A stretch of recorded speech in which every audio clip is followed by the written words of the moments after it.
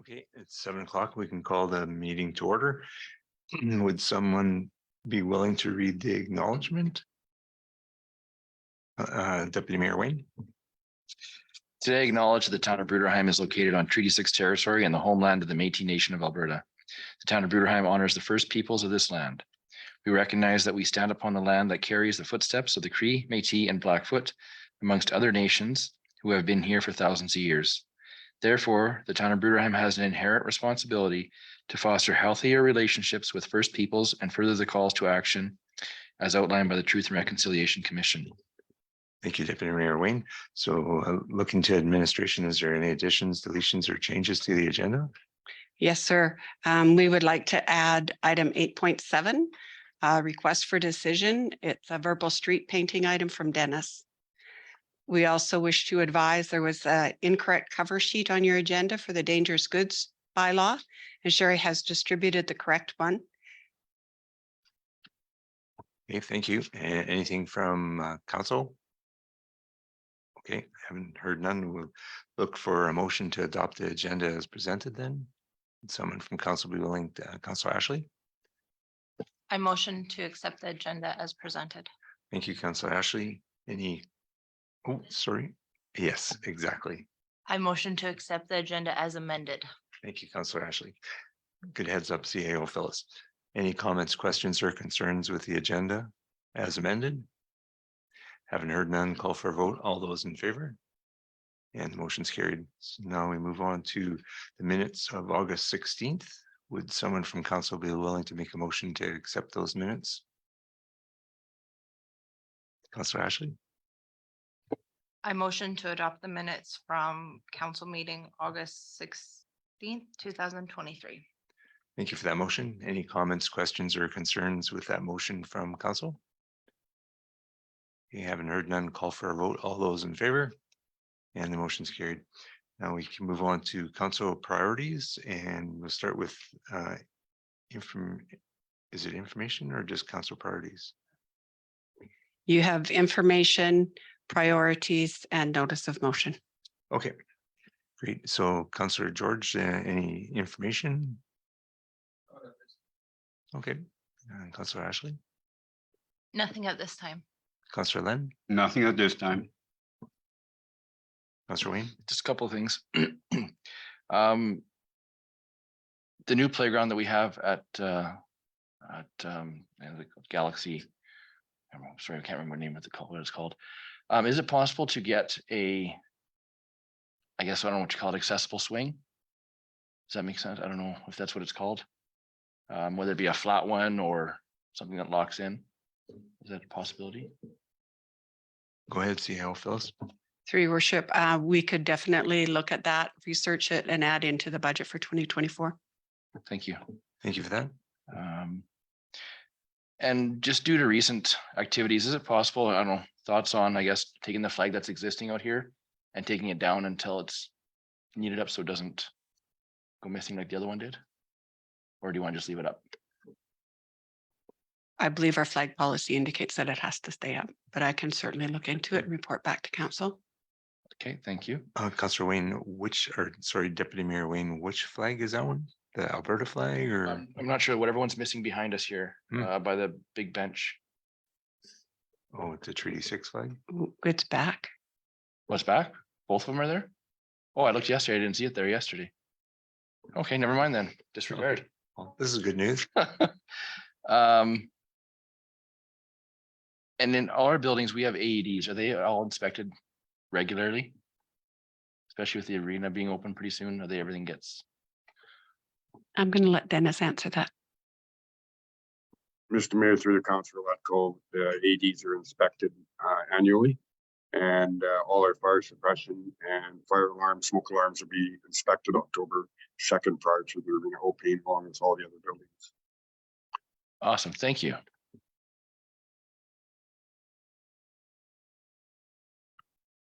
Can we let Councillor Wayne go through his list and then, okay, thank you. I believe that's it. Sorry, thank you. Okay, Councillor George.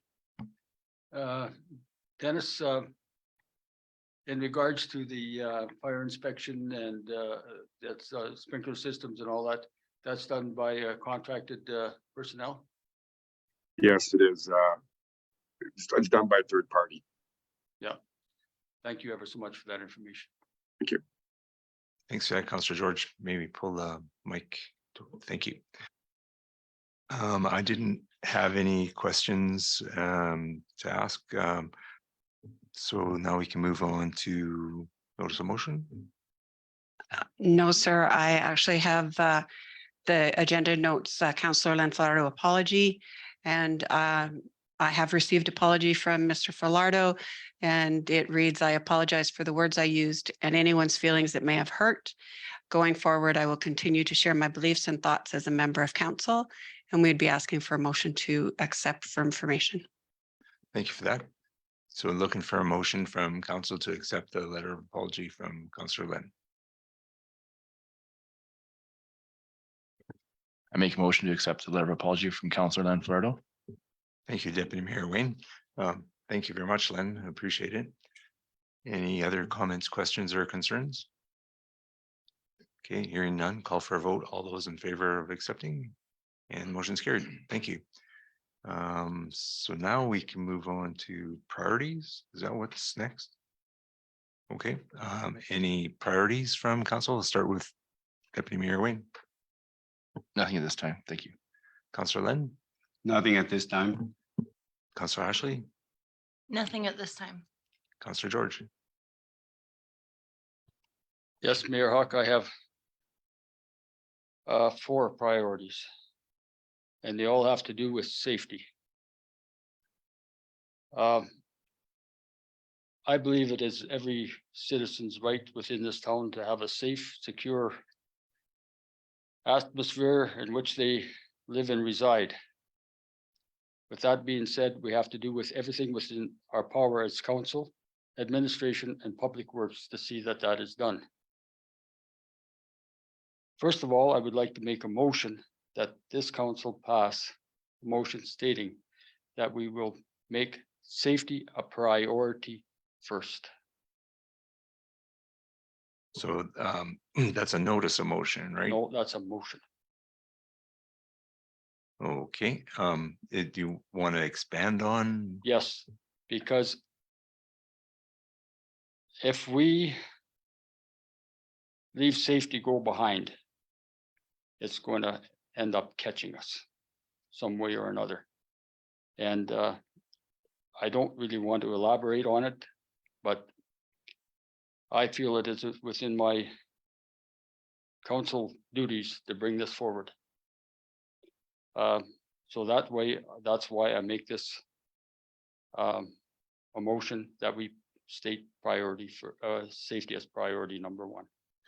Okay, so can we just clarify that a little bit, or is it for the residents, for council and staff, or? Okay, we cannot put safety behind manpower and dollars. Safety comes first. We have to see that the safety of our citizens come first. And if it means that we have to put other things back, we have to see that things are done safe. Okay, I would like to believe that administration and public works is already thinking along those lines, but CAO Phyllis, would you like to address this? I think there are times, and I guess I would require further clarification, further information on exactly what's being spoken of. Safety is always paramount, but everything we do within a town has a balance. It's risk management. It is always, this is our budget. If we make a very broad statement that safety has to come first, I don't know what that means, and I'd have to do some research, but I would imagine our budgets would triple. Yeah, so maybe some more clarification is. Okay, then I'm required, going to Councillor clarify. George. Like you got a specific incident that you have in mind, or? I just about had an incident. And if I didn't take a second look and a fast foot on the brake, I would have had an incident. One of those incidents are at that incident happened just as you're going onto 52nd Avenue. If you look to the west, we've got a Carragana bushes there. They block the view looking to the west. It also blocks any view from somebody going east to that intersection. I asked today that those Carraganas be removed. And I was told that we haven't got the budget or the manpower to remove them. That's where I'm coming from. And that is where I'm saying, now I'm not finished yet. With that being said, if we ever have an accident and it's known that there is a blockage of view, we are liable for a lawsuit within the town. Because we know we have not corrected a safety problem. Okay, thanks for the clarification. CAO Phyllis, you'd like to address? I'm not sure if the Carraganas that we're speaking about are on town property or on private property. So I'm going to ask Dennis to discuss. Mr. Mayor, through to Councillor Campbell, could you just say, I've had a couple of concerns about trees and obstacles. You said 52nd Avenue and what street? I apologize. I'm just not sure. It's just right across from Shergore, Dennis. Coming off 51st Street? Coming off of, coming off of 51st. On to 52nd? Yeah, Okay, you must have a different street. There's no Carraganas in the corner. none on 52nd Avenue, not street, avenue. Yeah, so, right, yeah, That's right on the main drag going out of town. yeah, 52nd goes east to west. Which Yeah, street are and- we talking about? I can't remember the street. Um, It's about 4 blocks to the west of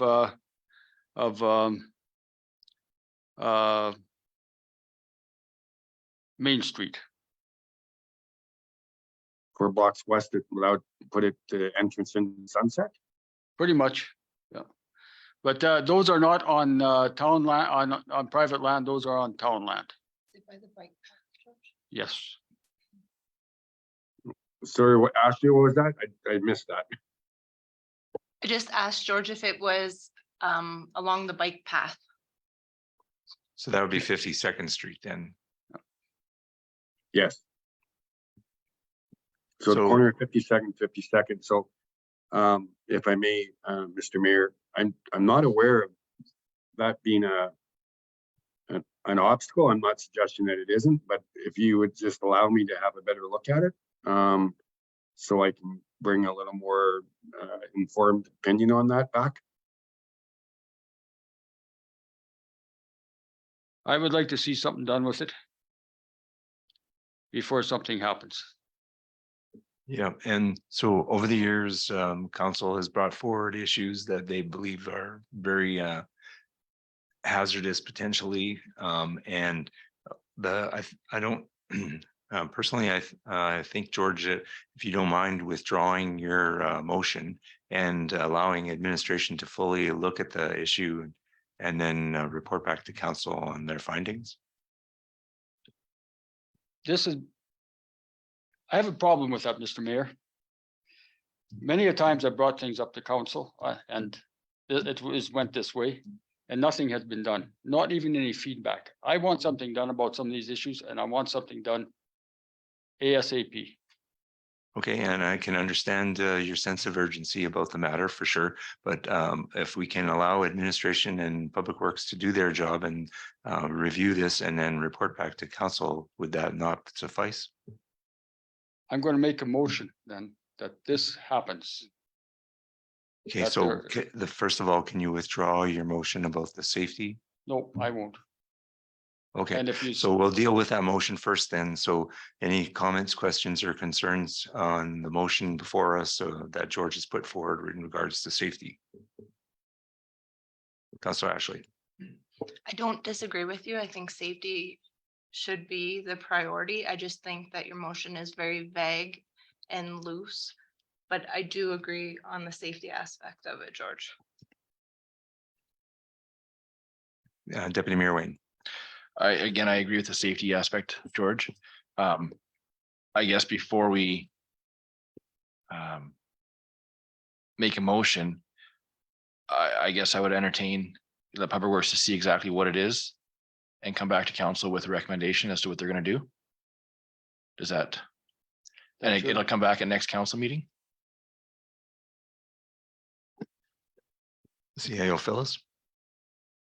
So I don't know if this will help her or not, George, but I do know that Dennis and I have planned to spend a day together doing budget for 2024.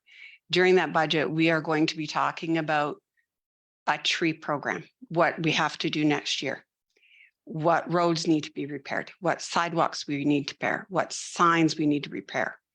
Those are all items that I plan on having at budget for discussions. If this is something that Dennis can do this year with money before the next council meeting, he will get it done if it's on town land. If it's not on town land, then we have to contact the homeowner, the property owner, and make sure. This is not on, this is right on town land. And I don't disagree with you, but I will have to do my due diligence to ensure that we're not doing anything untoward. The reason I bring this thing up is we have a whole row of trees behind that, and those trees are all trimmed up really, really nice. They're high, you can see right down through them. That this Carrigan hedge blocks all view. Okay, just in regards to the specific motion that you have about safety, I'd like to ask CAO Phyllis and Public Works Director Dennis, when it comes to safety, I would like to believe that there are safety meetings being held and minutes taken and action items, and that safety is something that is looked at every day. Am I wrong in that? Mr. Mayor, if I may, and hopefully this will maybe ease Councillor Campbell's thoughts on this.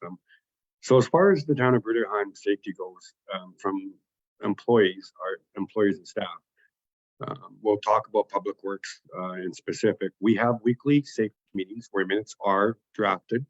We have discussions about any near misses or incidents that have happened.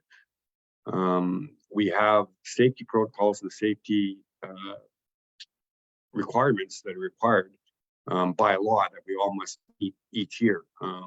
So those fundamentals of operations are met, regulatory and exceeding regulatory to our own procedures and standards.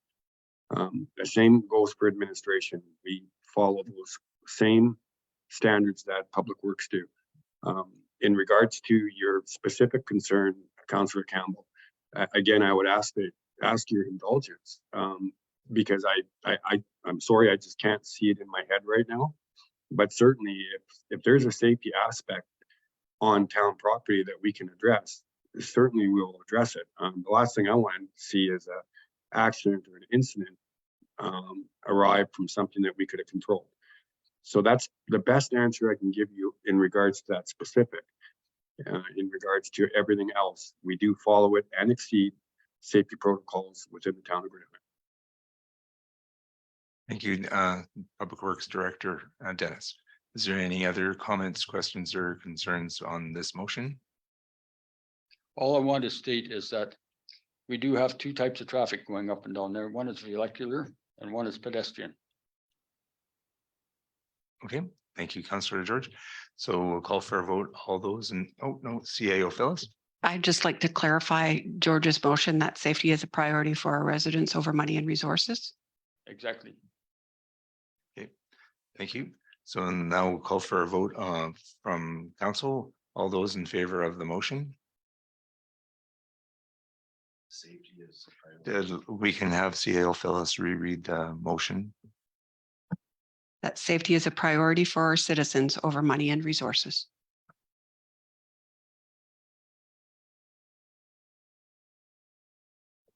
Do we need any more clarification, or we're okay to vote on this now?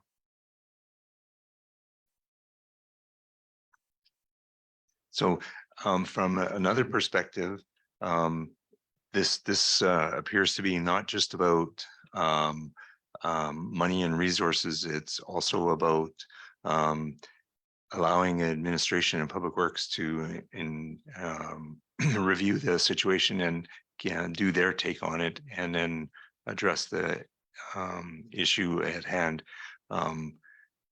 There's been incidents or issues in the past that I felt were very urgent, and council decided that it was council's priority not to address those issues. So in this particular instance, this is something that George feels very strongly about, and he's bringing this forward. So having said that, we'll call for a vote. All those in favor of the motion? And opposed? And motion is defeated. Now, Councillor George.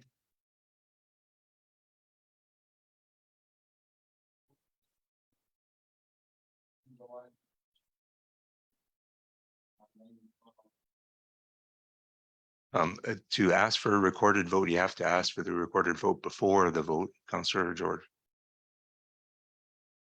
But it was noted that there was one opposed and the rest voted in favor of the motion. Now, you wanted another motion, Councillor George?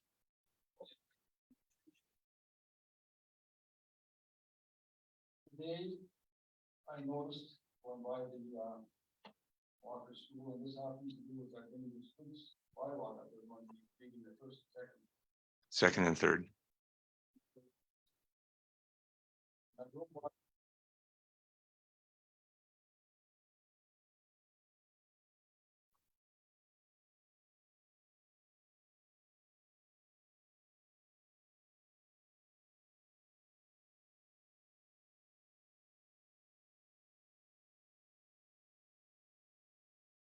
Now we have a daycare in the church. And we have children going to school in the school across this highway. I brought this up to the town offices today, and I was told to bring this to council. That being said, all that was input was that we have a dangerous goods route. But we haven't got clarity on this route. Clarity being that places you can't park. Anybody coming into town that doesn't know that you can't park there by the Moravians church pulls in there because it's old hat. It's an old habit. This is where we stop. Maybe we want to get something from the SO, or we may want to stop over and go for a meal or whatever. It doesn't matter how long you park there, but it only takes seconds for an incident to happen. With that being said, that area should be posted. No parking for dangerous goods. Whether it be private land or whether it be commercial land or anything, but that's got to be posted. So you're making a motion or statement Yes, or? I'm going to make an emotion that the town go through the proper procedures or motions to get that posted. So that's private property you're talking about. Well, then they may have to go and ask the owner of that property to post it. Or we may have to do something, but something has to be done. If there's ever an incident there, I don't want to be around. I don't want to be even in this town if something happens. Yeah, so there's lots of dangerous good traffic throughout the town of Bruderheim, but But they're still rolling. That public land is not owned by the town, and those folks have a daycare operating in their property. It would be beholden upon them to take this to task, and I think that it would be a much simpler operation, Councillor George, rather than making a motion, is just asking administration to work with those folks that own that property to cease and desist with allowing that activity on their property. Would that not work? Whatever it takes, but I want to see something done, and I don't want to wait for eons to see it done. Okay, thank you. Deputy Mayor Wayne. I agree with you on that, George. But as I look through the dangerous goods bylaw that's coming up for the reading, it states that at a permitted, no person transporting dangerous goods when placards quantities shall stop within the municipality except at a permitted storage location, meaning any area which is at least 150 meters away from nearest residential institution or assembly area that is approved by the fire chief. So that would include that, like, Does every, Councillor Deputy George, Mayor could you Wayne? please let Deputy Mayor Okay. finish? I'm just asking, would that clarify if admin were to work with the owners of that and get the signs put up that are in place? Or yes, but it's nice to have this bylaw. I agree with it 100%. But not every trucker carries this bylaw in their cab. You have to have privy to this bylaw. This is a municipal bylaw within our town. Deputy Mayor Wayne? I agree 100%. And that's why I think once this is passed, we have some bigger teeth to go to these people and say, we need to put signs up, or you need to put signs up, or we need to enforce But them. there's got to be something done. I agree. Agreed, yes.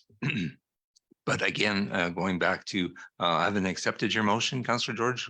Would you be okay with leaving this with administration to work on? Yes, as long as it's done in a timely fashion. Okay, and your And description of, feedback forthcoming at our next meeting. is that reasonable, CAO Philip? I think it's premature, seeing as bylaw's not even passed. And we will give you an update. I don't know how long it will take to have the dangerous goods route signs done.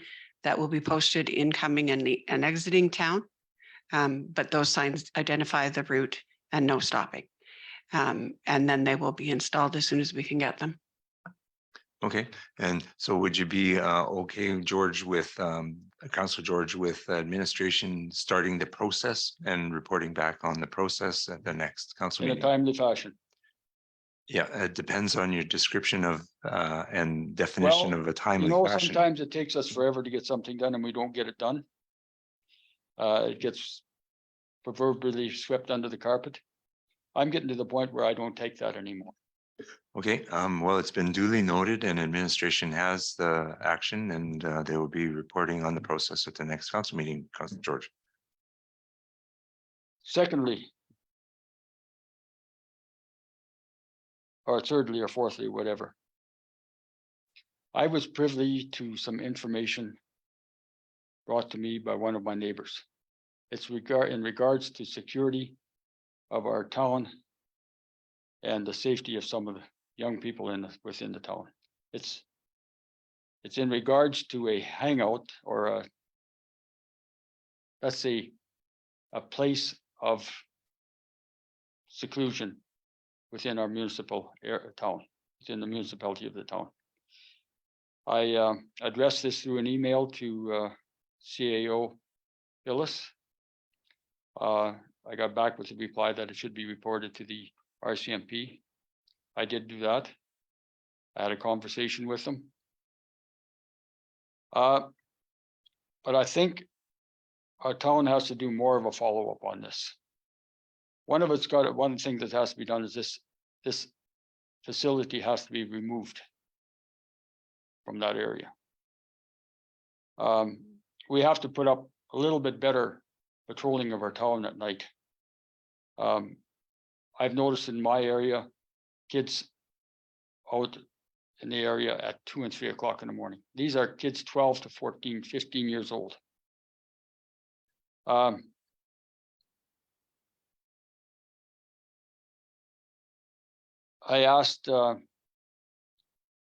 talked to Public Works Director Dennis today, and I don't know whether he went over to the site, but I think he did.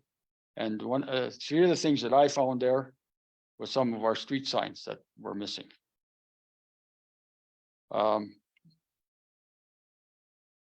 Cigarette butts, beer cans, fire pits, shelters, you name it. This has been something that's been going on for some time. This is something that we have to eliminate. Okay, and what was the RCMP response, Councillor George? They were going to investigate it.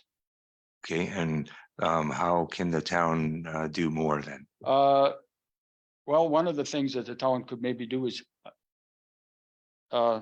take it down, remove this thing. It's not public property. We can't do that. Well, then we have to do something to get rid of it. Deputy Mayor Wayne? May I ask what area this is? It is about from the west switch on the CN track on the main line, it's directly south of there. In the bush. Where's that over? You're talking, Oh, just Five. off of 48th Avenue, across the road from my place okay, and down the track about 300 yards to the very west switch, and you go down right at the switch, right into the bush, and you'll find it. If Public Works Director went down today, he'll know where it's at, and maybe he can elaborate on it. CAO Phyllis would like to interject. I am a little confused. I did get an email from Councillor Campbell. I did direct him to the RCMP. And then it appears he circumvented me and went to my staff. And that is not appropriate. Is that correct, Councillor George? I went to Dennis to tell him that the signs were there. So why didn't you just inform our one employee, did. CAO Phyllis? I did. Okay, then why did you go to, I'm confused as well. Maybe I did overstep my boundaries, and I apologize, Phyllis, for that. But this being said, these matters have got to be interjected with some timely fashion. These things have been going on too long. Councillor George, correct me if I'm wrong, you found something that's illegal on someone's property. That's not public property, it's private property, and you called the RCMP and they're dealing with the matter. How else can the town work on this until the police are done their Let investigation? the police do their investigation, they'll get back to us. And then we should follow their recommendations. Correct, and that's what we're doing. So I'm not sure what we're missing here. Well, I don't know whether there was any feedback from our CAO but what's going to happen is somebody's going to get hurt there. It'll only be a matter of time.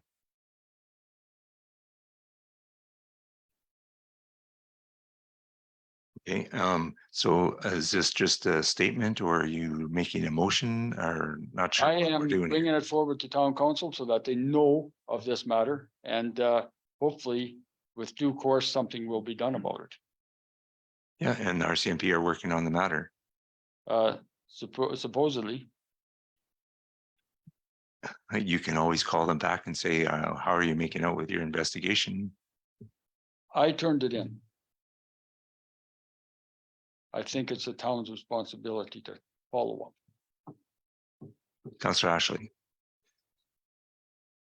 In regards to the comment about the youth out late at night, if you had issues with that, you could always volunteer your time for Citizens on Patrol also. My dear lady, I do belong to Citizens on Patrol.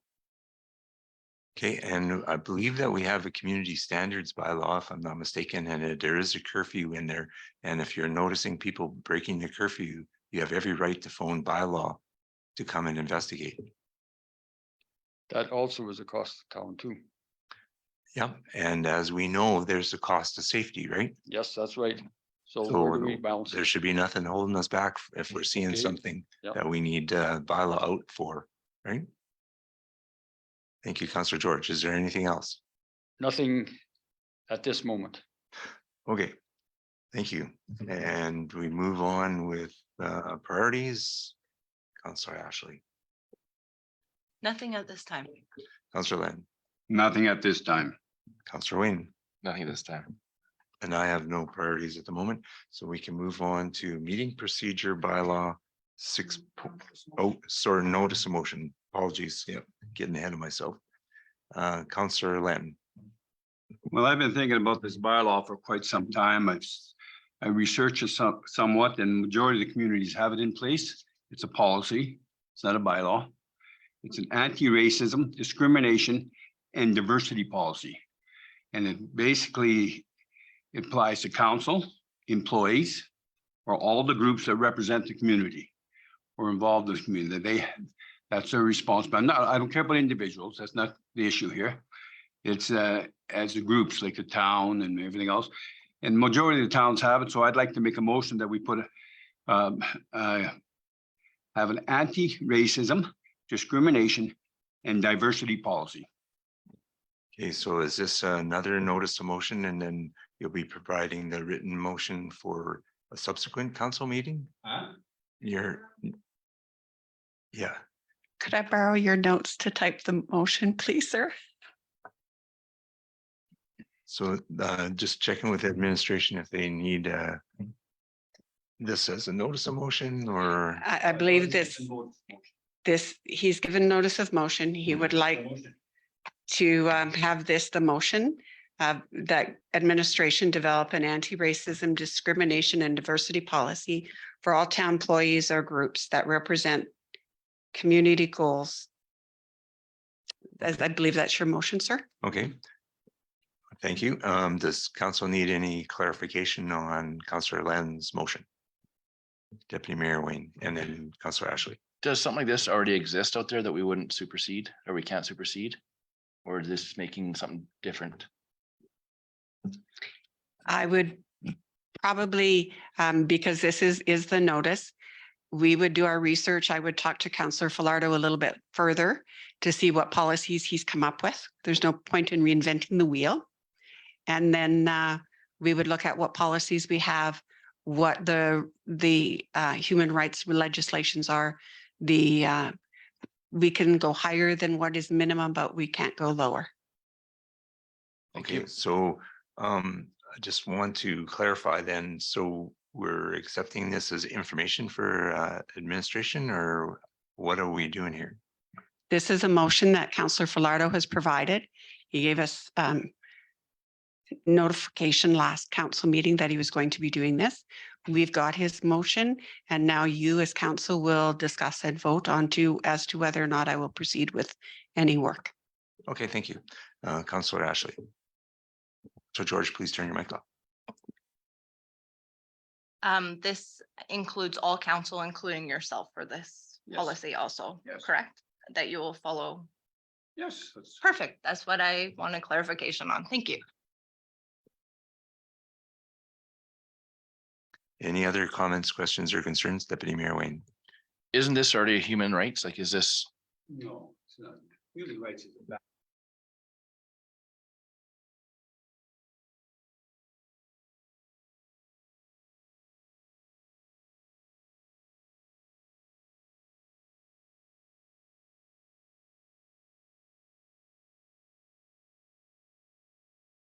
can you read back that motion, please?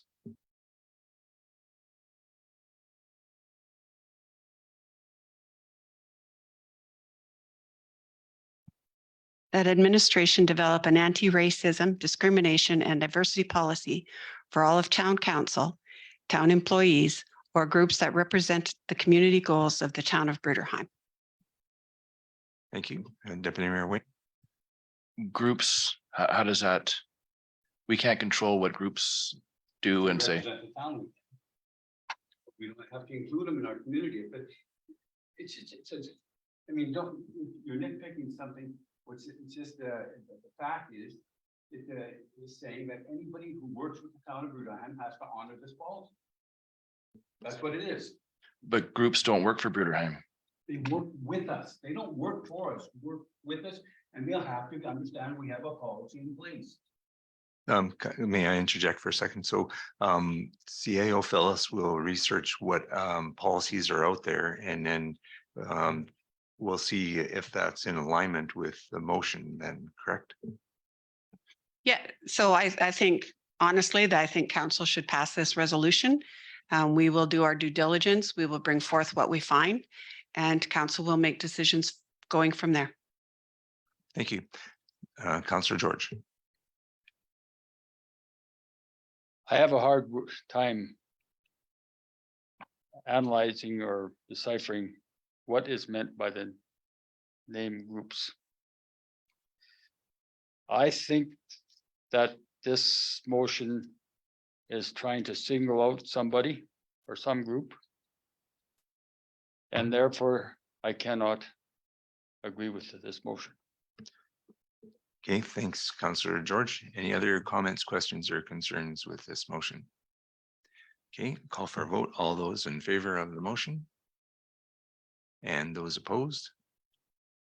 The motion is not carried. That, the council know, I was getting hold of newspapers and everybody on this one. That is unbelievable that you wouldn't put a policy into that. I just can't believe that. So are next turning red right now or what? Councillor Len, it's a democratic right of council to vote, and that's the decision of council. So the next on the agenda is 6.1 meeting procedure bylaw. CAO Phyllis. Oh, sorry, Deputy Mayor Wayne. Oh, sorry. Sorry. Yes, I did. Sorry. Okay. I guess just going into budget time for next year, I would like to make a notice of motion that we start conversations with Fort Saskatchewan minor hockey and look at ice availability for them as well. We have a bunch of kids that are going to the fort to play hockey over this year and going into the next coming years because the numbers are lower. So I'd like to just start conversations with Fort Saskatchewan and see where we go from there. So I guess the motion states to start conversation during budget time with Fort Saskatchewan minor hockey. So it's a notice of motion, and the motion will be coming at a subsequent council meeting. Does council need any further clarification on the notice of motion? It's just a notice. Yep. Yeah, I just wanted to make sure they understood what. Okay, thanks for providing that, Councillor Wayne. So we don't have to vote on it. We're just taking in a notice of motion. Okay. So I think we're okay to go to 6.1 now, meeting procedure bylaw. CAO Phyllis, you have the floor.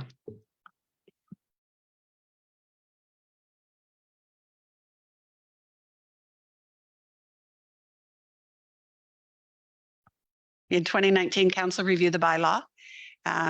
Recently, we reviewed it with council during a PowerPoint with proposed amendments, and we provided you a copy for review and comment. We provided a Q&A type document for all of council, as we did get some questions back. We presented this for first reading on August 16th, and tonight we are asking for second and third reading. Thank you for that, CAO Phyllis. So we're looking for a motion for the second reading of this. Councillor George.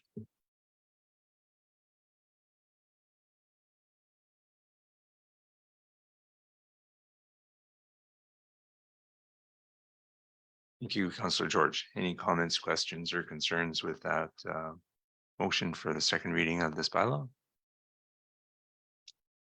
Everybody's clear on that one. Okay, call for a vote. All those in favor of the motion?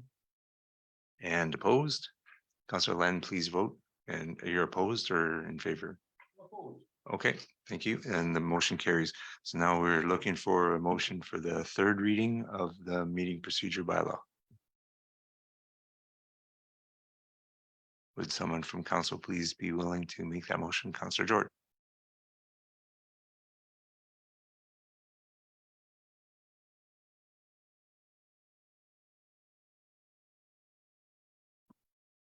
Thank you, Councillor George. Any comments, questions, or concerns with this motion for the third reading of the meeting procedure bylaw? Okay, I haven't heard none. Call for a vote then. All those in favor? And opposed? And the motion's carried. So now we move on to dangerous goods bylaw 6.2. CAO Phyllis, you have the floor. So as I said earlier, we had provided the wrong cover sheet in your package. So I'm just going to read the background. The dangerous goods route bylaw 232014 was passed by council on March 5th, 2014, council resolution 402014. Administration presented the traffic safety bylaw 012022 to council in August 2022 for first reading. And within this bylaw, information on dangerous goods was included as part of the bylaw. In April 2023, administration sent the traffic safety bylaw to the Traffic Safety Services Division for review and received documented feedback on changes required in the bylaw to meet the most recent regulations. The decision was made to move the dangerous goods components from the traffic safety bylaw and create a separate bylaw. First reading was passed July 6, 2023. The bylaw was then forwarded to the regulatory compliance officer for review. On August 29th, they called and asked that we include hours of operation in 6A and B and proceed with getting signatures from council and administration for first reading that occurred, and then proceed with second and third. When the bylaw is signed after third reading, this document will be forwarded to the compliance officer for final approval. We ask today for second and third reading. Thank you, CAO Phyllis. So to be clear, the bylaw that's presented in our package doesn't include those hours of operation. That will be added. So does the motion have to say as amended? Okay, so we're looking for a motion from council for the second reading of the dangerous goods bylaw as amended. Thank you, Councillor Ashley. That town council gives second reading to bylaw 05-2023 dangerous goods bylaw as amended. Thank you, Councillor Ashley. Any comments, questions, or concerns with that motion? Deputy Mayor Wayne and then Councillor George. So in 7, it says no person, I read this earlier, no person transporting dangerous goods and placards is allowed to park within 150 meters. So that's pretty much eliminates the whole town for any parking. And 150 meters of outside of town, they're able to. Is that correct? Where allowed? Yes, sir. Okay, thank you. Thank you for that question. Councillor George. This will there be signage put up to that effect? To the question that Deputy Mayor Oleko put forward. Your worship, we will be putting signage up that shows the dangerous goods route with no parking anywhere in town underneath of that. Thank you. Thank you, Councillor George, for the question. If I'm not mistaken, I'd like to ask, I think that was part of the original bylaw that there was a distance so that was already in the previous bylaw that's in place until we pass this one, right? Yeah. And when folks were parking with dangerous goods in town, like on 52nd Avenue overnight, and bylaw came in and moved them away, the same kind of thing could have happened at the corner by the Esso there. Okay, thank you. Deputy Mayor Wayne. Councillor George, does this go? This goes with your earlier question in regards to parking of. That is correct, Deputy Mayor Oleko. Just that we have some clarification as that there's to be no parking within this dangerous goods area road. Move on if you have to, unless you have a breakdown or something, that's understandable, but not any stoppage whatsoever. With that being said. Thank you. Thank you. And if in the future we have the bylaw in place and we've got the signs up and citizens notice that the truck is parked where it's not supposed to be, that's got dangerous goods, everyone in this town has the right to phone bylaw and ask for some help. That's correct, right? Yep. Okay, just wanted to make sure that was clear for everybody. This bylaw will be enforced by our bylaw and also the Alberta Traffic Patrol, right?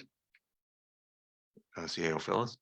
I believe with this bylaw is actually registered with Travis and the permitting, so that when you get your permit, you know you can't stop in Bruderheim. Thank you. Very good. Any other comments, questions, or concerns with the second reading of this bylaw? Haven't heard none. Call for a vote. All those in favor? And the motion's carried. Now we're looking for the third reading. Would someone from council be willing to make that motion? Councillor George.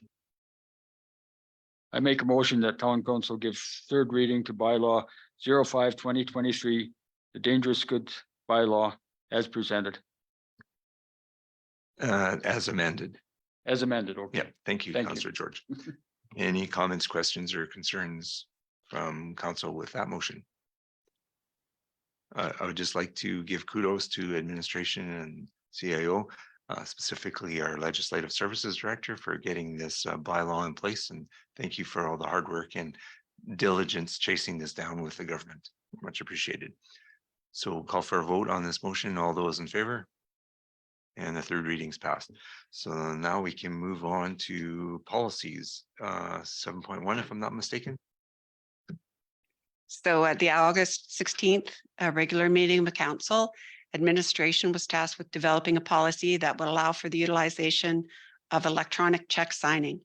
This policy has been developed using limits applicable, I think, to the size of the town of Bruderheim.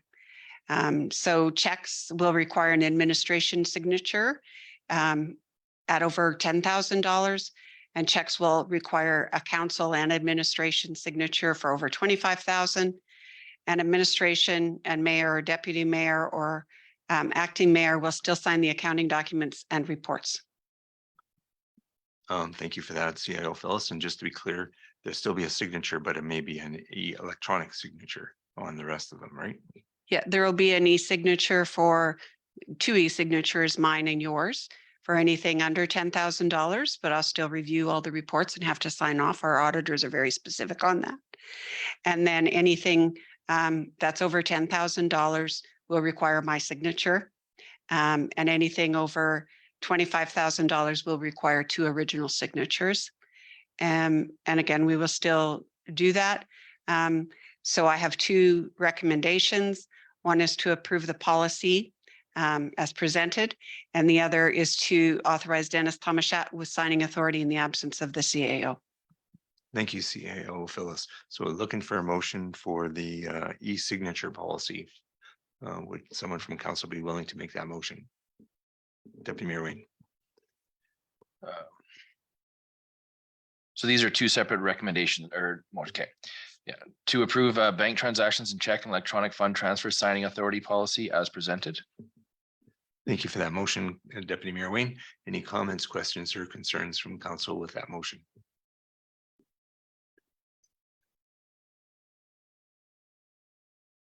Councillor George. Checks will require administration signature over $1,000, right? 10,000. Anything under that? It'll be automatically electronically signed coming out of the printer. It's not like the purchases won't be reviewed. They're still going to be reviewed. It's just an electronic signature.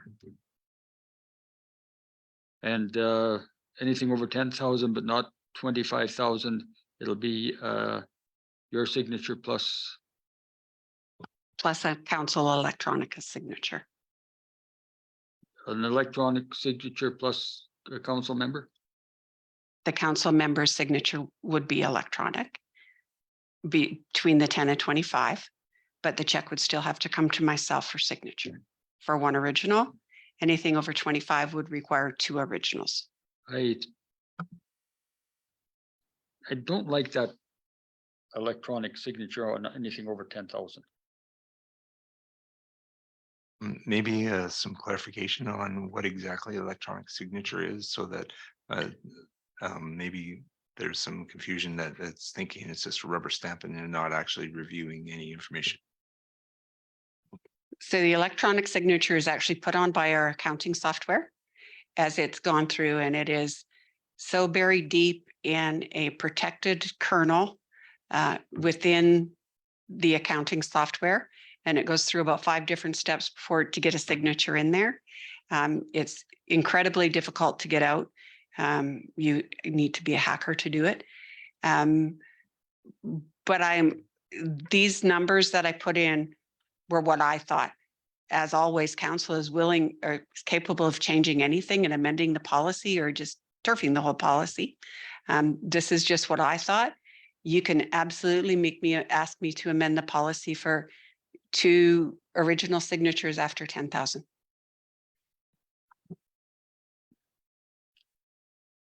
I have no problem with anything 10,000 and under, but anything over that amount should be 2 original signatures. Okay, so Counselor or Deputy Mayor Wayne, are you open to a friendly amendment to your motion, or would you like to motion to remain as is?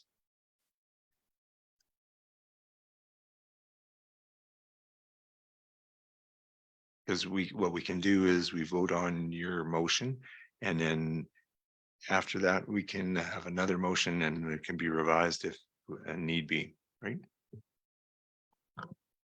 Sure, yes, just to, Sure. My CAO other mute, oh, Oh. Go ahead. CAO Phyllis, in the past with bigger municipalities that you worked with, just roughly, what was the procedures with electronic signatures there? so electronic signatures were utilized for anything up to $100,000. And then it required 2 original signatures.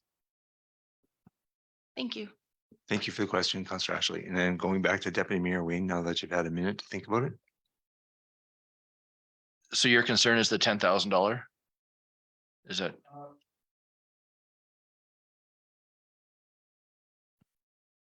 I always feel that the hand that holds the pen.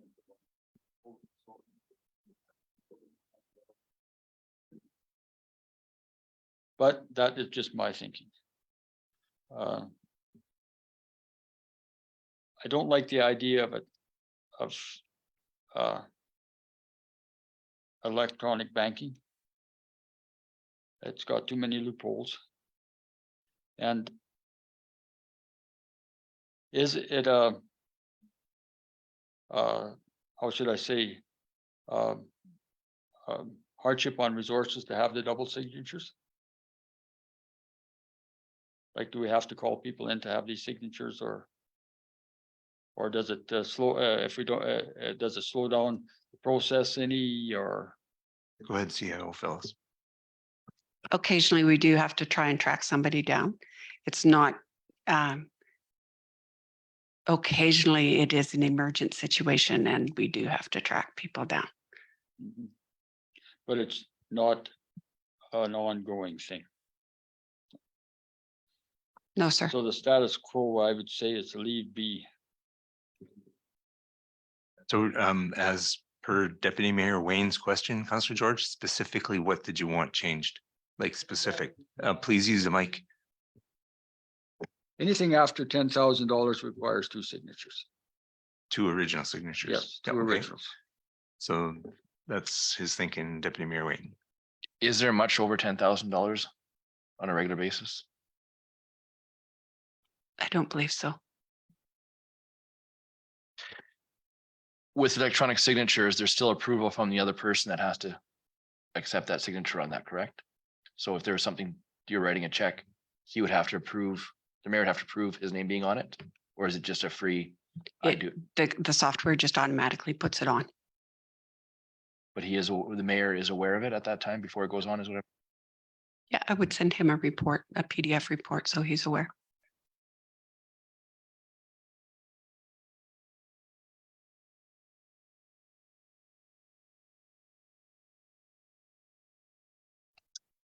I'm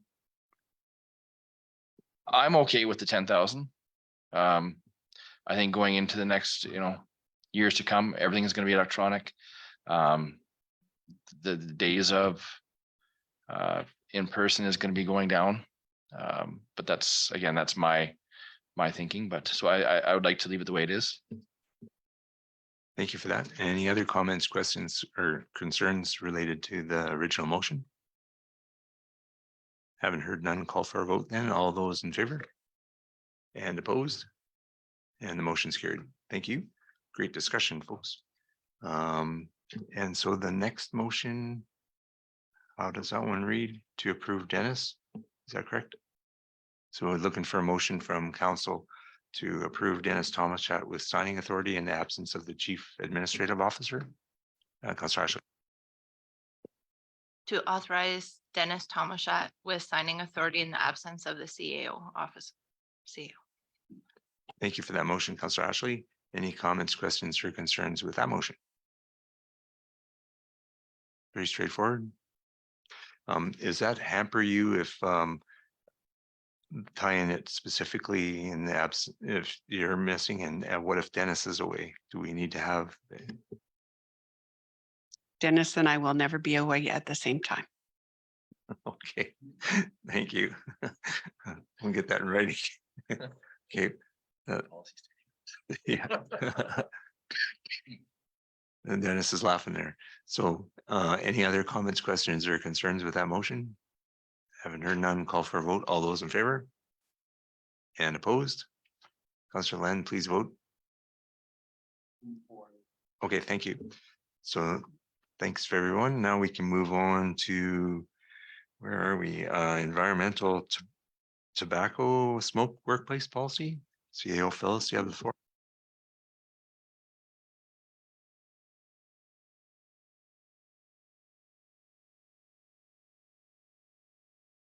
So all Canadian jurisdictions have a formal law or regulation that restricts smoking in the workplace. Smoking is completely prohibited in workplaces in Alberta, while many jurisdictions are treating e-cigarettes and smokeless tobacco the same as tobacco. All jurisdictions except federal, Alberta, Saskatchewan, Northwest Territories, Nunavut, and the Yukon have legislation regulating the use of e-cigarettes and smokeless tobacco. Studies have shown that smoke-free environments make for increased productivity, better moral, and lower cleaning costs. Due to increased complaints regarding the actions of some individuals that use smokeless tobacco and e-cigarettes and health concerns, administration is presenting the attached policy for discussion. Our recommendation is to approve the environment tobacco smoke workplace policy as presented. And we will inform our visitors through proper signage. Thank you for that, CAO Phyllis. So we're looking for a motion from council for the tobacco smoke workplace policy. Deputy Mayor Wayne. Motion to approve the environmental tobacco smoke workplace policy as presented. Thank you for that motion. So any comments, questions, or concerns from council with that motion? Councillor Len and Councillor. Well, you know, it was just a couple of years ago when the province brought it in, but we all had to stand outside buildings. And I remember this exact council saying, we're not going to put a policy in place because the province has a policy in place. Am I correct on that? We did, this exact council did that. And then we followed the policy. We said, we're going to follow the provincial policy. I'm going to take a personal issue to this because I do chew tobacco, but I'm not going to quit chewing tobacco because I don't spit it. So I'm never going to spit it. So the fact is, I think this is a nasty policy was brought in by someone, again, a personal attack. But I think we've already exercised this quite some time ago and saying, we don't need a policy because we have a provincial policy. Thank you. Thank you for that, Councillor Len and Councillor George. I have to reiterate on what Councillor Flardo had said. It was brought up 2 years ago, and we didn't need a policy because we already had one due to the Alberta Provincial Tobacco Act. But this should be covering two things, and one is drugs and alcohol at the same time. That is what's missing in your policy. CAO Phyllis would like to respond. We already have those policies, sir.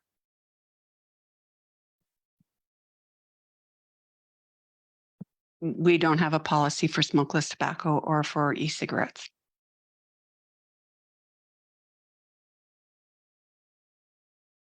I have to defend Leonard's question about smokeless tobacco. I feel that if it's not spit in somebody's eye, let's put it that way, it's harmless. With that being said, the smokeless tobacco should be taken out of this policy. It's a solid. It's not a vapor. It's not a gas. And it's not a carcinogenic, only to the one that's using it. Thank you for that, Councillor George. Councillor or Deputy Mayor Wayne, are you amenable to a friendly amendment to your motion? I spend a lot of time in arenas. I see it spit on the ground all the time and people just are just due diligence. They don't take into account other people in the buildings. I just, and so I would like to leave it as is. Thank you for that, Deputy Mayor Wayne. Councillor Lett. Well, now you're making a policy. Now it's not a bylaw, it's a policy. I would like to know how you're going to enforce it. Are you going to go up to that person and tell them that? Well, there's no possible, it's like a cat policy. You can't enforce it. So why would you put the policy in place? We have no teeth to enforce it. Thank you for that, Councillor Lynn. CAO Phyllis, I understand, but directed towards the comment from Councillor Lynn, the enforcement aspect of it. Will be noted through signage and anybody not in compliance will be asked to leave the building. Okay, thank you. Deputy Mayor Wayne. No, that's what I was going to say too. Thank you. Okay, thank you. Any other comments, questions, or concerns with the motion? I do notice in the policy that it talks about no smoking in company vehicles. So at this time, we're not covered for any kind of policy with smoking in company vehicles. The definition of smoking in the new policy includes the e-cigarettes and the smokeless tobacco. Okay, thank you for that clarification. So any other comments, questions, or concerns with this motion? Okay, call for a vote. All those in favor of the motion? And opposed? And the motion's carried. Thank you. And we can move on to the next CAO Phyllis. I'm sorry, Len, I didn't know that you chewed tobacco. But I don't spit it on the ground. Nobody knows I can do most. That was me. I didn't know. But I'm still.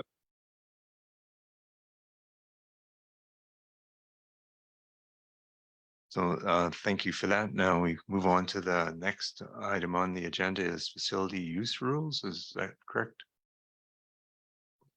Request for decision. CAO Phyllis, you have the floor. Thanks. And I do want to apologize for my slowness. I'm learning how to do all this computer stuff on this new agenda. So during COVID, administration and council focused on upgrading of technology at the Bruderheim Memorial Community Hall, the RRIOC located in the fire hall, the Infinity Center meeting room, and the administration building. The resources from these projects came from government grants and through industry partner donations, specifically for upgrades here.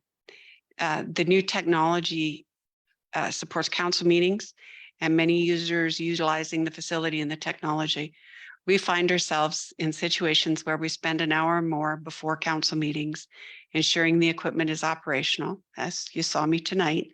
And in some cases, we've had to bring in specialists to repair the equipment. The use of this facility include our municipal partner industry representatives. Previously, there was verbal approval for board, committee, and commission meetings to be held free of charge. And administration often recommends that local groups utilize the Hometown Heroes room or the youth center upstairs in the arena for the meeting room. Currently, the booking requests come in, administration reviews the request, ensures the appropriate facility booking form is in place, and then sets up the booking calendar. And once the booking is completed, we check the facilities to ensure they are cleaned up as required. With the Infinity Center rented, we can no longer use that. The community hall always pays rentals with the exception of community events, but that council by resolution waive the rental cost. The number of requests to utilize this room and technology is increasing. This is due to the amount and type of technology in this room, which allows for video recording and multiple types of applications to hold virtual meetings and a great facility with small kitchen space. We are asking your guidance on the use of these spaces going forward. So our options are that you request administration draft facility use policy and add rental for all facilities to the fees, rates, and charges bylaw, or to discontinue booking the large meeting room and allowing use of the smaller meeting room here. Our recommendation is that you ask us to draft a facility use policy and add rental for all facilities to the fees, rates, and charges bylaw. With that being said, you would be able to exclude certain groups from charges as well. Okay, thank you for that, CAO Phyllis. And before I proceed to ask for a motion, I just wanted to clarify, I believe that there was certain organizations that donated money towards the fire hall, and I believe those organizations were be exempt from charges for renting this room. That would continue then? Yes, if that's is council's desire. Okay, yeah, just checking on that. Thank you. So looking for a motion from council for the draft facility use policy for this room. Councillor George. I make a motion that administration to request administration draft a policy, a facility use policy, and add rental for all facilities to the fees, rates, and charges bylaw as presented. Thank you for that, Councillor George. And do we need to add into the motion for those organizations that have contributed to the fire hall in the past that have had free rental of this building? No, we'll list them in the policy. Great, thank you. Okay, thanks for that motion, Councillor George. Any comments, questions, or concerns with that motion from council? I just have one question. So if we find that we put in the policy, but we're still having issues with that equipment in the corner, what would be the next step potentially for that then? So our current goals will be to exclude all of the equipment. You'd have to bring in your own computer. We would set it up and we would meet you here, do the click room, set up all the equipment, but everything else would be locked down. Okay, thank you. Thanks for that clarification. Any other comments, questions, or concerns with that motion? Councillor George. As stated by CAO Phyllis, will her last statement be in part of that policy? Yes, it would be part of the booking form. Thank you. Great. So call for a vote. All those in favor of the motion? And it's carried. So now we can move on to is it council committee appointments?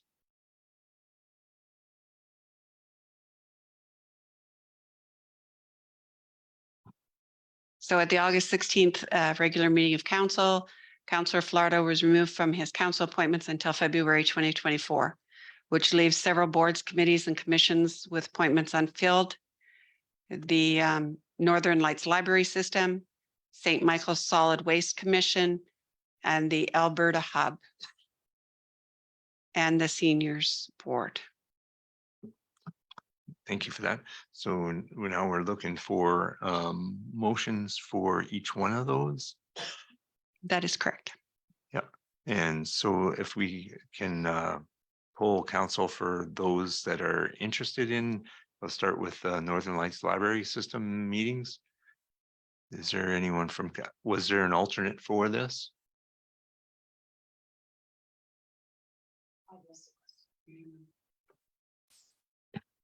I'm just going to pull this up really quickly.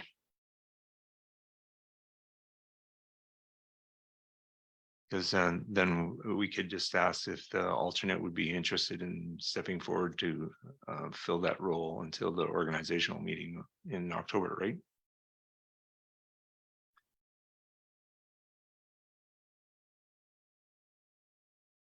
And while Legislative Services Director Sherry is looking up that information, I do know that in the number 3, Dana, I think, is the alternate, but she's unable to attend meetings during the day, during the week for. Go ahead. So the Northern Lights Library Board does not have an alternate appointed to it. Okay. So we would have to appoint someone, and those meetings are in Elk Point, and they're during the day.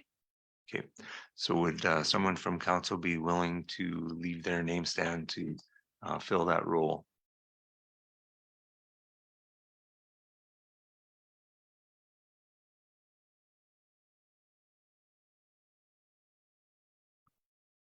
Sometimes a pregnant pause is a good thing, so I'll just leave that hang for a minute. Hearing none, then until that time frame is taken over, then I'd be willing to let my name stand to attend that meeting on the 24th of November. However, that's past the organizational meeting in October. So we can choose, I spoke with the Northern Lights Library Board. We can put a member in here and that person can continue on after the organizational meeting, which, because there won't be a meeting then, or we can choose to leave it blank until the organizational meeting. And we will be having an election in November, so it's potential that the person coming in might be willing to fill that role. So for the time being, I'd be willing to put my name in there and then see how it rolls after the organizational meeting and the subsequent election, and hopefully the new person coming in. So is someone from council willing to make that motion that I'd be appointed to that for the current timeframe? Councillor George. I make a motion that Mayor Carl Huck be appointed to the Northern Lights Library system.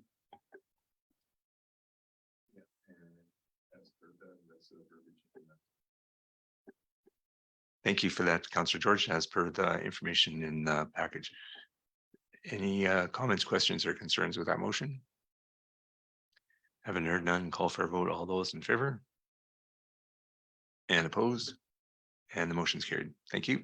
So then we move on to the Solid Waste Commission. Oh, sorry. Okay, so I'm not looking at the complete list then. We'll do the seniors board then. And looking for a volunteer from council to be willing to attend the seniors. And when is their next meeting coming up? I think I put it on the council report there. It's this coming week and it's during the day at noon. September 6th. So that was today. So we missed that. And the next one is in October. Okay. Would someone from council be willing to step into that role? And that might even be past the next meeting date might be past the organizational meeting as well, right? So that person may not have to actually attend a meeting. Would someone from council be willing to put their name forward for that position on the senior board?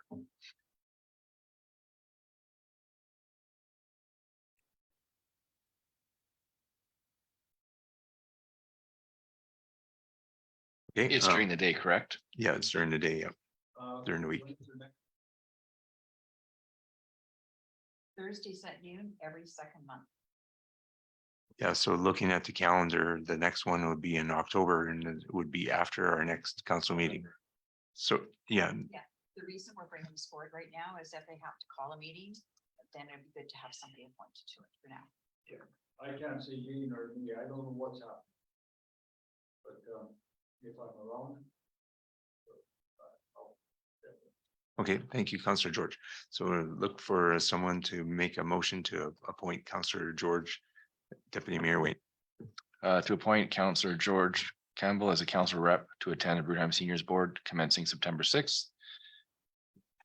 Thank you for that motion, Deputy Mayor Wayne. Any comments, questions, or concerns? Councillor George, if you run into a pinch down the road and we haven't filled the role after the organizational meeting or after the election, then just make sure you let administration know and we'll find somebody to attend, okay? Thank you.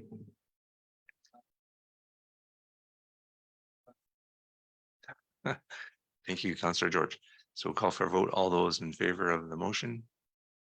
And opposed? And George, you didn't vote? So you're in favor? Yep. Okay, and the motion's carried. So now we can move on to, is Alberta Hub then the next one on the list? Yes, sir. Okay, so looking for a motion or a volunteer to attend the Alberta Hub meetings commencing September 5th. And we found out today the next meeting is October 26th. So depending on what happens in the organizational meeting in October, the person that's volunteering now may not have to actually attend that meeting because someone else may be wanting that role. But I'd be willing to let my name stand for that position for the Alberta Hub. So would someone from council be willing to make that motion? And before I do that, is there anyone else that's interested? Those meetings are during the day, during the week. So, and in Vermilion. Okay, Counselor George? You were gonna make a motion? I make a motion to appoint Mayor Carl Huck as the council representative to attend the Alberta Hub meetings commencing September 5, 2023, to the organizational meeting of council on October 2023. Thank you for that motion, Counselor George. Any comments, questions, or concerns with that motion? Haven't heard none. Call for a vote. All those in favor? All those in favor, George? Hey, And opposed? And the motion's carried. So we can move on to the next one, Community Adult Learning Council meetings. I'm looking for someone from council to be willing to volunteer or put their name forward for that role. And when are those meetings? I don't know that there is any actual meetings. Those meetings are during the day, and there is one on September 20th. It's going to be a lunch meeting. They reached out to me today wanting to know who that representative is because they need to get a package to them. The meeting will be on September 20th at lunch, and it'll be in Lamont.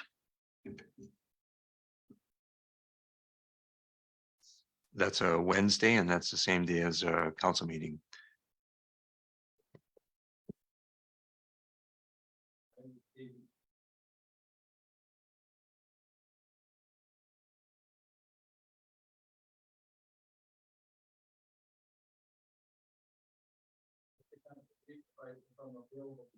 Okay, so same as before, Councillor George, if you run into an issue and just let administration know as soon as you know if you can't attend, and we'll make sure that someone's made available. So thank you, Councillor George. So we need a motion to approve Councillor George or appoint Councillor George as the representative for the community adult learning. Someone from Deputy Mayor Wayne.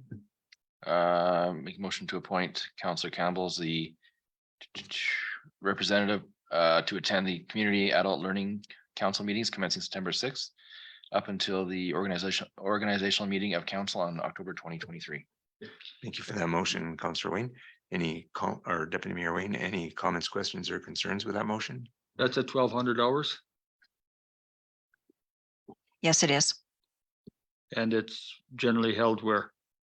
This one's going to be held in Lamont, Yeah, but and I'll that's send you the details. I'll send her an email tomorrow, and we'll get the information for you. Well, we're on this topic. Lots of times meetings get missed because they slip our mind. But on our calendar that we have, could we have these meetings put addressed on the calendar, like the council calendar that we have? If I'm not mistaken, the administration does provide the meetings invite via email for your calendar on your phone. On your calendars, we do put the information about meetings that we're aware of. But what often happens is when you start attending your meetings could be called at the call of the chair. And when you attend those meetings, often the new meeting dates are set. And we as administration don't know when those dates are. So if you want us to put them on the calendar, you have to let us know, but it probably is better that you put them on your calendar. We used to keep track of everything in the office, just so that we can kind of keep you on track, but often you go to meetings and new dates are set. So for example, Alberta Hub, when I talk to them, they make those decisions at meetings. They're not consistent, and there's quite a few groups that do that. They're not So- consistent meetings. So then you're saying, well, maybe we should do two things. File them in our calendar and advise administration. You can do that. We can make sure it gets on your calendar. For the Community Adult Learning Council meetings, they already gave them to me for the year. So they're on that meeting information I provided for you. They've already set them for the year, but not all groups do that. Thank you, Sherry. Thank you, Sherry. Thank you, Councillor George. Any comments, questions, or concerns with that motion? Haven't heard none. Call for a vote. All those in favor and opposed, and the motion is carried. The next one is the St. Michael Solid Waste Commission meetings. I believe the alternate is Deputy Mayor Wayne. And would someone be willing to make a motion if you're interested in filling that role, Deputy Mayor? Yep, that's fine. Yeah, would someone from council be willing to make a motion to appoint Deputy Mayor Wayne? Councillor Ashley. To appoint Deputy Mayor Wayne Aleko as the council representative to attend the St. Michael Solid Waste Commission meetings commencing September 6, 2023 to the organizational meeting of council on October 18th, 2023. Thank you for that motion, Councillor Ashley. Any comments, questions, or concerns with that motion? Haven't heard none, call for a vote. All those in favor? And opposed? And the motion's carried. Can I just give a really quick update on that one? I did get a call from them and it's set for September 21st, but with harvest and whatnot happening, I was informed that it may not occur that night. So just watch for emails.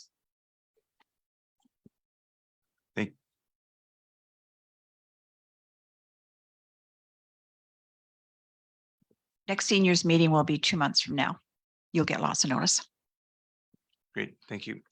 So now we can move on to in-kind advertising. CAO Phyllis, you have the floor.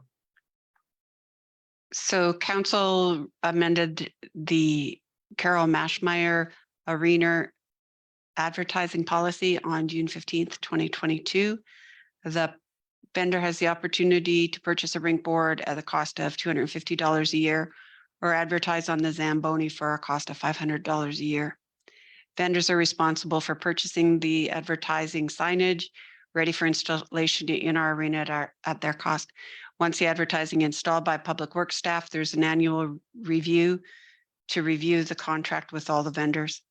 107.9 radio station recently changed ownerships, and they've reached out to us to see if there would be an opportunity to do an in-kind advertising partnership. Their proposal is they purchase the signage to place in the arena, and in exchange for the annual rental cost for the signage in our arena, they would provide equal value of free advertising for our community. As this is not covered in policy, we would need a motion from council to approve this type of a deal. Thank you for that, CAO Phyllis. Just a question of clarification before I ask for a motion. So they're saying that they would want to put the sign where they want it.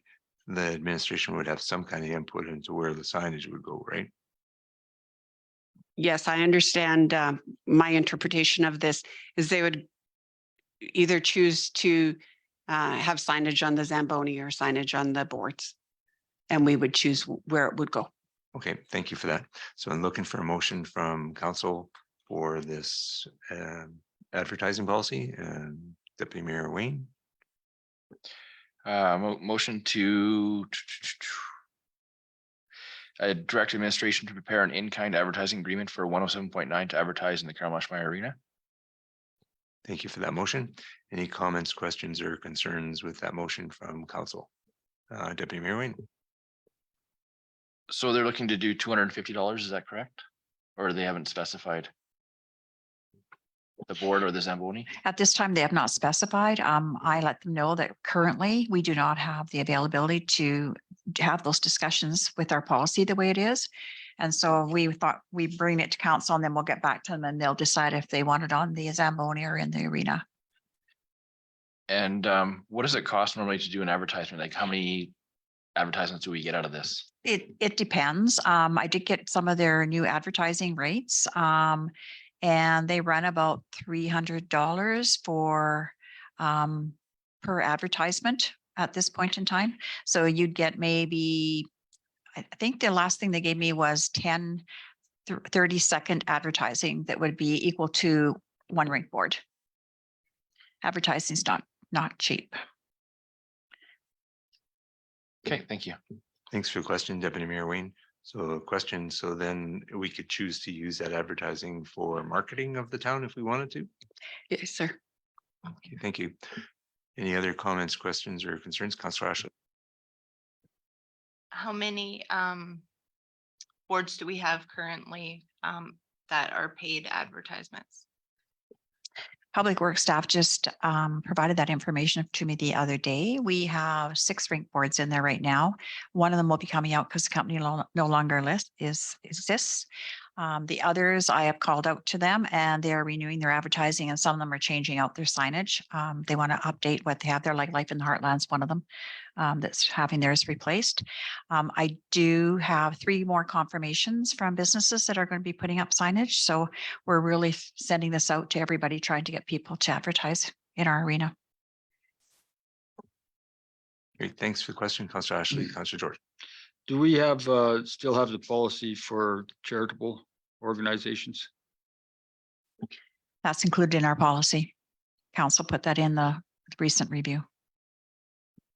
Thank you for the question, Councillor George. Any other comments, questions, or concerns with this motion? Haven't heard none. Call for a vote. All those in favor? And opposed? And the motion's carried. So we can move on to the next order of business, which is is it ice bookings? No, Alberta Days? Or where am I? 8.4 Lamont County Regional Management Agency. So the town of Bruderheim is a member of multiple emergency management agencies. Chief Moore and I have had conversations regarding the Lamont County Emergency Management Agency and the benefits of Bruderheim being a member. The benefits would be regional fire service can be directly involved in operational activities on any major scale. We are stronger together than alone. None of the communities in the region have the size or the depth to operate on a large scale or long duration event alone. Support of the entire county and region in the case of an event, and great partnerships create great neighbors. The anticipated cost would be about $2,500 per year for the town of Bruderheim. So what I can give you is to table for consideration during budget deliberations, and that would be my recommendation, or to accept for information. Thank you for that, CAO Phyllis. Councillor Lennon. I'll make a motion. We accept it for information. We rejected this previous years and I hope we stay consistent. Thank you. Thank you for that motion. Any comments, questions, or concerns with that motion? Okay, call for a vote. All those in favor of the motion? And opposed? And the motion is defeated. So is there a subsequent motion from council? Councillor George. I'll make a motion that to table for consideration during budget deliberations. We'll come back with some more information so we can make an educated decision. Thank you for that motion, Councillor George. Any comments, questions, or concerns with that motion? Just one consideration. Is there any impact discussion need to be done with Strathcona County in line with if we do move forward with this? I don't think so. We are a member of NRCare and the CREP board. So this would just be another one. Okay, I just wanted to make sure we weren't conflicting. Thank you. Any other comments, questions, or concerns with that motion? Okay, call for a vote. All those in favor of the motion and opposed, and the motion's carried. So we can move on to Canada Climate Council. Mayor Hauk received the following information and we're providing it for council and possible consideration for the upcoming budget cycle. That's an invitation to join the Canada Climate Council. It's a not-for-profit, non-government organization that sets the standards for climate protection, verification, and certification. They support 4,700 organizations across the country, and they'd like to introduce us to Canada Climate Council's new climate leader designation, which is strictly allocated for participating municipalities and service boards. You get 15 months for the cost of 12 months. They give reasons for the special designation, 3 reasons to sign up and why you should sign up now. They're asking us to continue or start our journey to improve our climate protection action plan, and an action plan that you can incorporate without the burden of overwhelming operational changes or having to spend on emission studies or carbon credits. We've asked and recommend that council table this for consideration during budget deliberations or to accept for information. Thank you for that, CAO Phyllis. So I'm looking for a motion from council in regards to the climate council. Would someone from council be willing to make that motion? Deputy Mayor Wayne. Make a motion to table this for consideration during budget deliberations. Thank you for that motion. Any comments, questions, or concerns with that motion? Councillor George and then Deputy Mayor Wayne. Do you have a number figure for what this is going to cost us? No, I haven't got that yet, but I will look into it. Thank you for the question, Councillor George and Deputy Mayor Wayne. What is a climate protection plan toolkit? Do you know? No, I don't. Okay, thank you. Thank you. Any other comments, questions, or concerns with the motion? Call for a vote then. All those in favor of the motion? And opposed? And the motion's carried. At this moment, I would like to note that I have to leave to go to the washroom. I'll let Deputy Mayor Wayne look after it for a second. Unless council is open to having a comfort break. Would someone be willing to make that motion? Deputy Mayor Wayne, Make a motion to take a 5-minute brief or break. thank you for that motion. Any comments, questions, or concerns with that motion? Okay, all in favor, and we have a 5-minute comfort break. Thank you.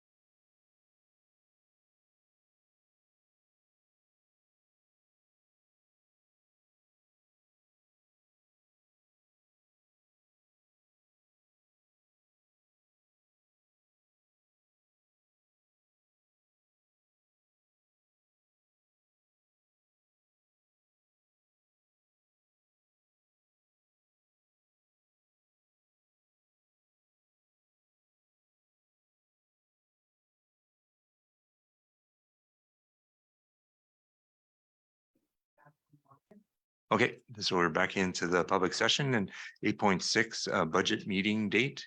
And then there's a 8.7 that follows 8.6. We just did 8.5, the Canada Climate Council, correct? So we're at 8.6 budget meeting date. Okay, as we approach the upcoming budget season, and this is my first opportunity to present with council, I'd like to schedule a Saturday morning in October to review what I've learned and what things cost and what council wants to see in their budget. It's my intent to review the anticipated requisitions and group assistance. So we have an education requisition enforcement. So we have our RCMP costs there. Our seniors requisition are transferred to the library, resilient rurals funding. And then we would review the cost recovery areas, water, sanitary, and solid waste. And then we would look at our organizational chart, total salaries, the utilities we pay, our contracted services, and our IT costs. And then we can review all our service areas and discuss where we can do some possible cost savings. But and then we can work forward from there. And as I said earlier, when we work on public works, we are looking at having the tree cleaning and the grass cutting and having all those programs with a cost associated to them. So Saturdays available in October 14th, 21st, and 28th. I think the first Saturday is on the Thanksgiving weekend.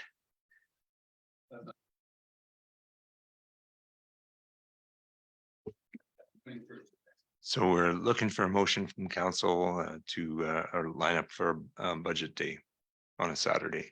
Deputy Mayor Wayne. Council set operation budget meeting from 9 to 12 on October. I'm not available 14th or 21st. I'm going to put the 28th. I don't know if what other people. Yeah, the 28th would work for me, but What's that? we need to pick a date that looks clear enough for now, and then going forward, if we have to adjust, then maybe we have to adjust. But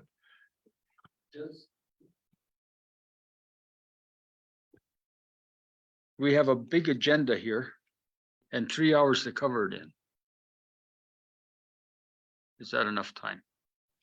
so CAO Phyllis, you wanted to interject? I think so. And then you could schedule more time if we needed, but it would give me a good idea of what you're looking at. Because I would be in favor of extending that thing from 12 to whenever that day. So it gives us a time enough to cover the things that we have to and do it properly. If we push it through, it's. So this would be our first kick. Yeah, so I just wanted to interject for a second. Okay. So this is Phyllis's first kick at the budget cat, so to speak, with our council. And I know that CAO Phyllis has a game plan for the budget that may be slightly different than what we've had in the past. And so I would defer to CAO Phyllis on how she wants to tackle this. Having said that, usually our council debates the most when it comes to the interim budget, and then the final budget usually is not as much debate. So you might find that this fall things might require more time than one might think, because you've still got the final budget, but usually all of the dust gets settled in the interim budget, and then the final budget goes relatively smoothly. So but I would like to allow CAO Phyllis some leeway on how she wants to try to run this, and we'll see how the first 3 hours goes. Does that make sense? Don't write it in stone. Give her that extra time. If we need to, if 2 more hours or whatever, CAO Phyllis? I was really, when I picked the 3 hours and I allocated what I wanted in my mind, I figured I could cover the first kick at it, and then we would actually be presenting pieces at council meeting. But also wanted to be cognizant of everybody's time. You are all very busy people. And so I thought maybe a Saturday morning, we could get a lot of done work in an informal setting. we'll play it by ear. And I would imagine that prior to that meeting, we will be prepped with the information ahead of time that we need to pre-read so that we come prepared, right? Okay, thank you. Did I get a motion for this already? Yep. So is there any other comments, questions, or concerns with this motion? Okay, haven't heard none. Call for a vote. Sorry. We picked. I just picked the 28th, but I threw that out there just to, as a date, because that's the one I can attend, but I don't know what everybody else can do. Does the 28th work for everyone as far as you can see right now? And we will find out about Councillor Dana's availability, right? Okay, then silence is acceptance. So call for a vote. All those in favor? And opposed? The motion is carried. Okay.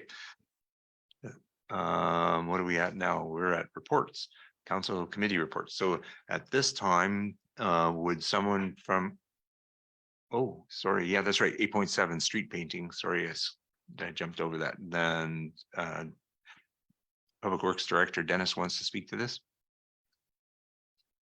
Yes, Mr. Mayor, Council. So I just wanted to point out that it's Council's desire to do that painting on Queen Street and 50th again. If memory serves me correct, I just want to make Council aware that the budget set for that, I believe, was $500.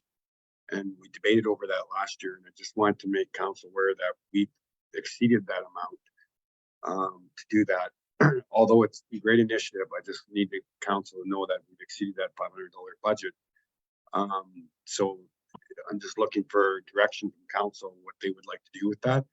I'll have to defer some funds from other GLs, but before I go past that, I just want to make sure Council gives me some sort of direction how they want to do that, because I believe, and Sherry, please correct me if I'm wrong, you want to do this Saturday is the scheduled date?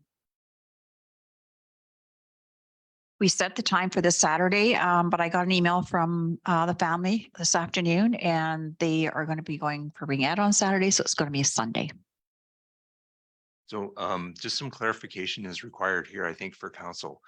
Last year, when this was done, it was realized that the paint was not the correct paint and that we were going to have the correct paint for this year for the painting. So I'm a little bit confused as to what happened with the paint that we should have had in the budget for this year.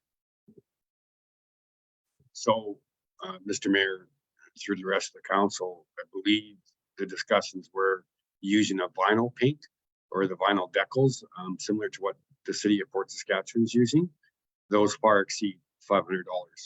So we used another latex paint, which is white paint, and that is something that is a wearable item. If we're going to get into the vinyl paint, we need to expend more dollars for that.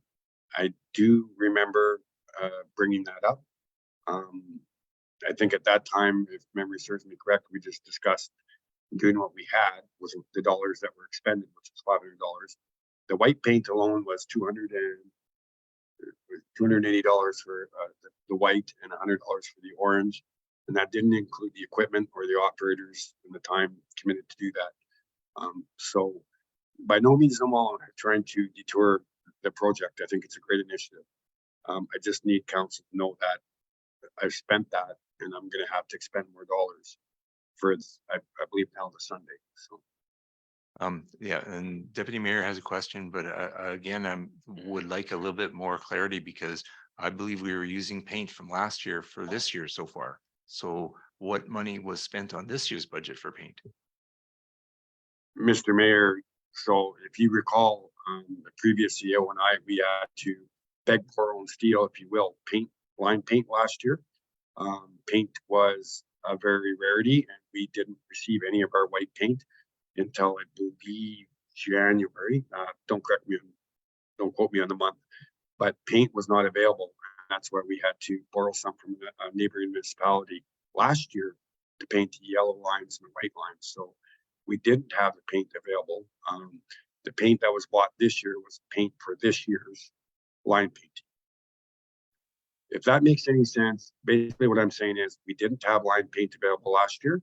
We had to borrow it, pay it back out of this year's budget, plus what we needed for this year for our lines. Okay, but then we should have had the paint that was prescribed after we did the initial one, and it sounds like we have the same paint. Yes, sir, we do. We have the same paint because I know I brought up the vinyl paint and it far exceeded the $500. If council, if I misdirected council on that, my apologies, but it is much, much, much more expensive. And it entails a lot more work to lay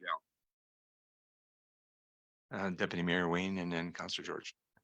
Guess that was along the same lines. The question I had was, and we've done it now I believe three times, twice. Twice.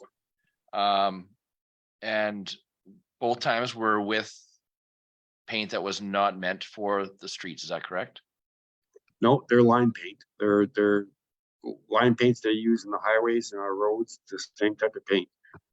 To get the everlasting effect, if you will, it's a vinyl polymer that goes down. It creates, it's just a different texture so that when a grader goes across it or the salt and any other environmental hazard hits it, it doesn't deteriorate as much as paint. One of the reasons we paint lines every year. We paint the yellow lines every year. We paint the white lines every year. That is the standard used in street paint. Okay, so I guess if it's something that we're gonna be doing and have to redo yearly, it's gonna be quite a cost. So would an alternate idea, would that be just to do the corners? Well, what like I we would did put, on the one corner here, sorry, like we did on the Yep. one corner here? yeah, Mr. Mayor, through the council, or Deputy Mayor Letko, what I would propose is I'll bring forth on the budget a number of what it would cost us to do a more permanent, if you will, paint that doesn't deteriorate as much, and then council can debate if that's something they wish, or if we do this every year with regular line painting. Does that answer your question a little bit, Councilor? Or Deputy Mayor? It does. Excuse me. But I guess what I'm asking is if, because the stuff on the corner, on the sidewalk itself, they did, that seemed to last. Yes, Just because it's not driven on as much or rode over with bikes as much. So I guess my question is, would it be better to do just the two corners, like the sidewalks, instead of doing the whole street? Because if we do the street, we're gonna have to maintain it. But this way we still get the same presence out there. It's just another idea. I'm just throwing it out. and that would be something I would ask council to debate. If you give us direction and that's what you want, certainly the sidewalks, it's going to last longer. We've seen that. Anywhere there's traffic or salt or sand spread, it's going to deteriorate. So I would leave that for council to make that decision where they want us to put that. Okay, thank you. Thanks, Deputy Mayor Wayne. Councillor George. What's the road surface like in that area? Horse? Mr. Mayor, through to Councillor Campbell, that's one of the roads that are slated for microsurfacing, and I'll bring forth that in the budget this year. So it is coarse. We've lost some of the tar in the road, so there is, we'll just use the loose words, pebble showing. So it is coarse, and being coarse, it deteriorates quicker. With that being said, why don't we put this off till we can get this micro surfaced and then do it, or micro surface and then do the painting? Because it appears to me that we are putting good money after bad. It's nice to have a project, but it's nice to have a project that lasts and brings back rewards as well.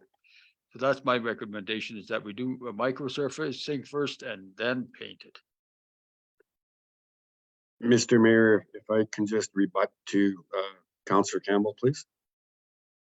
Councillor Campbell, so whether the material is coarse or we microsurface it to new looking asphalt, it will not change the wear and tear of that paint. It's going to wear and tear the same. The minute we hit sand and salt to it during the winter months, it will have the same effect as it does if it's coarse. I'm not trying to deter that we don't need the microsurface, by no means at all. What I'm saying is it's the type of paint that we're using in the budget that we have to work with. It will still deteriorate the same way. So I just want to make sure we're clear on that. Now that we're talking dollars and cents, How many dollars and how many cents? Well, I would need another. I have to pull another $500 from another GL to do it again. So we're 100% over budget. If we do it this time, yes, we would be, but we're talking about $500. So $500 or $1,000. well, it would be $500 that we did before and another $500. And again, I'm not counting our equipment or time that's built into our work, but I just want to give council a heads up. And again, I really can't stress enough. This is a great initiative, but it's up to council what they would like us to do with that. Councillor George, Deputy Mayor Wayne would like to ask a question now. Do we have any paint left over? I have not enough, unfortunately, Deputy Mayor. So I will have to purchase some more. This comes at short notice, but resource wise, I'll do everything I can to have it done before everybody goes home on Friday. Weather permitting, we should be able to have the white down, and but the orange will be up to obviously the individuals painting the handprints. Okay, so do we have enough paint to do, like I said, just the sidewalk entry onto the roads? Just the sidewalks, like the corner? Yes, we do. Because I honestly, I think if this is gonna be a reoccurring and it only lasted, a month or two before it kind of deteriorated. I think we just go with corners and do the handprints and the designs and make our corners. I guess that would be my motion for right now, just so we can get this done and it'll look decent and and then we look at it again for next year and see where we're at. Thank you for that, Deputy Mayor Wayne. I would agree with that. However, the portion of the street crossing that was originally white and then was painted on, and it doesn't look very good. Something needs to be done with that portion, either remove it or cover it or something. But we've got a big event coming to our community. We'll showcase our community and having a parade. And I'm afraid that street crossing, yes, the corners look okay, but the piece across the middle does not look very good. And I'm still having trouble getting my head wrapped around why we don't have the correct paint this year to do the job properly. And I would not be in favor of just doing the corners at this time. We need to address the crossing as well, because like I said, it doesn't look great, but that's just my opinion. Thank you. CAO Phyllis. I think, and maybe it's a good lesson for us all. If we want it to last, council has to be able to approve the resources to get the proper paint. And from what I'm hearing Dennis say, that paint is well above the $500 mark. So we would need to look at that. It's a good thing to keep in mind when we're talking budget and programs. Thank you for that, CAO Phyllis. Councillor George. One last comment. Talk about budgets and staying within our budget. I have to make a recommendation. We stay within the budget, do what we can and not exceed. Thank you for that, Councillor George. I would like to remind council that that family came to a council meeting with this idea in the first place. And I would hate to disappoint those folks that are residents in our community that are of Indigenous background with a less than stellar looking street crossing in recognition of Every Child Matters. So $500 goes a long ways in my books, but that's just my opinion. Do we have to do a crossing? Street crossing? We need to do something with the street crossing portion, because like I said, if you go and take a close look at it, it doesn't look that great. I'm saying, do we have to do a street crossing? Can't we do a portion of sidewalk? Yeah, and that's what Deputy Mayor Wayne is suggesting. However, whatever we're doing, something needs to be addressed to the street crossing portion. Maybe Dennis has some ideas on what we can do there to mitigate how it looks before the big event coming. Okay, with that being said, do we have to go to expensive paint just to put on a good picture? do something for the big event and then next year we do something proper. I would agree to that. However, that's what we said last year and we somehow arrived here at, and still almost October and it's still Yeah. not satisfactory. So that, like I said, that's just my opinion. And I believe we have a motion on the floor. I think we've had enough debate on this. So if no one else new to the discussion doesn't have anything to bring towards this discussion, we'll vote on the motion that Deputy Mayor Wayne has. And I'd like to have that motion read back to me because I'm not sure what it is. I guess the motion would be to proceed with doing the street corners, the sidewalk corners at this time, until we can do it right, which might be next year. So I would, the motion is to continue and do the street corners. Thank you for that motion, Deputy Mayor Wayne. Any discussion on that motion? Okay, haven't heard none. Call for, Councillor George. I have to thank Deputy Mayor Wayne for that motion. Thank you. Any other comments, questions or concerns? If not, then call for a vote. All those in favor of the motion? And opposed? And the motion's carried. So we can move on to the next order of business. Do you have clear direction, Public Works Director Dennis? Yes, and just adding, Mr. Mayor, we will do what we can to clean up the road so it doesn't look as bad come next weekend or on Sunday, I should say. Thank you very much. So we can move on to 9.1 council and committee reports. And would someone from council be willing to revisit the motion that was brought by Councillor Len? Previously, we were looking for somebody different from council to bring forward that motion. My motion, I have to first permission to change my motion. Or this would be a different motion than what was read to us, but CAO Phyllis recommended that we would have someone else bringing forward that motion. Is that not correct? If Len wishes to amend his motion or change his motion, you've already carried the other one, so this would be considered a new motion. Okay, so maybe we could just have the CAO Phyllis read back what that motion would sound like.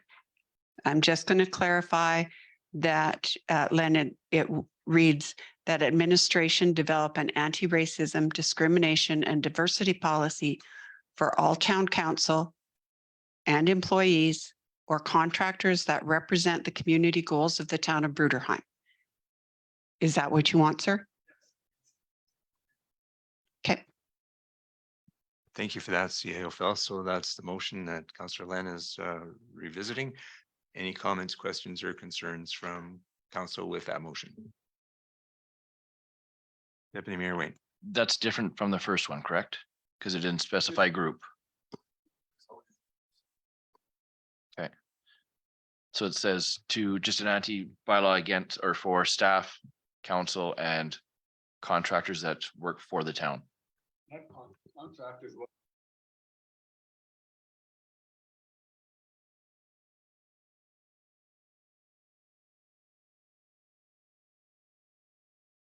Okay, Organization.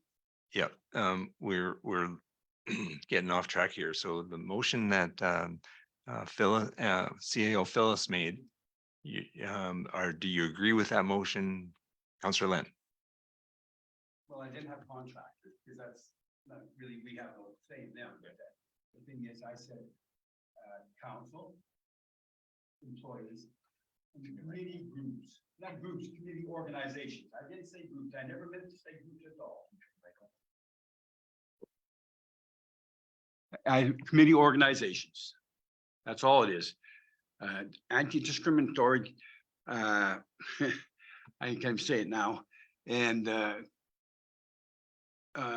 diversified policy with supports by the town, council, and all the committee organizations, not the contractors, nothing foreign, nothing. It's not targeting one special group, nothing. CAO Phyllis, can you, thank you. So I just, so now I have that administration develop an anti-racism, discrimination, and diversity policy for all town council, town employees, or committee organizations? Is that council committees?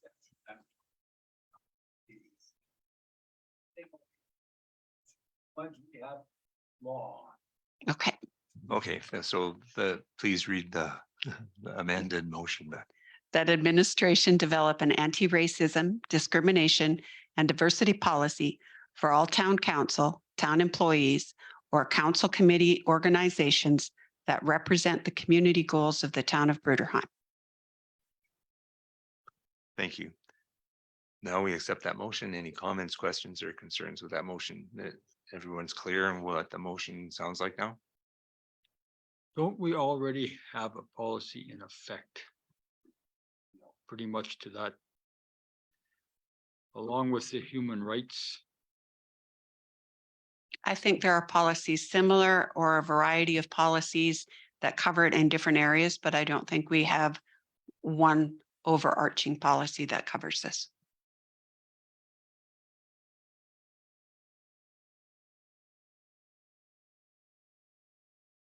While you're pondering that, Councillor George, so the motion won't contain contractors then? Is that something that administration will be looking for? No, sir, I will. This is Mr. Filardo's resolution and it should be his, Yeah, the thank way you. he wants it worded. And I think we finally got it. Okay, thank you. Any other comments, questions, or concerns with that motion? Deputy Mayor Wayne. I have a hard time with the way with some of it's worded because we're against some of these organizations that maybe have different views than us. These are town committee organization. Yep. Yeah. I'm just, We didn't say anybody outside, I don't care what group. you no, have. I understand that. I understand that. I just have a hard time with the way it's, So maybe a clarification on what you're seeking with the council committee organizations. Do you mean like BMSA and any committee that, That reflects upon us as a council and council, we have to be fully aware of that. okay, We are supportive of that group, funding wise sometimes, and working with them. So it's any, the word, we deal with several organizations within the community. We want them to be on the same page as council. Thank you. okay, so this would extend only to the council committee list. Any groups or organizations working with the town. Representative or working with the town, has to follow our bylaw, our policy, that's all. Okay, so I'm losing it here. I thought we were talking about council committee. That's what I am talking about, who work with the town. Okay, but we have lots of organizations that aren't on our council committee list. Those are not included in your motion. That's what I'm at. It's specified. Okay.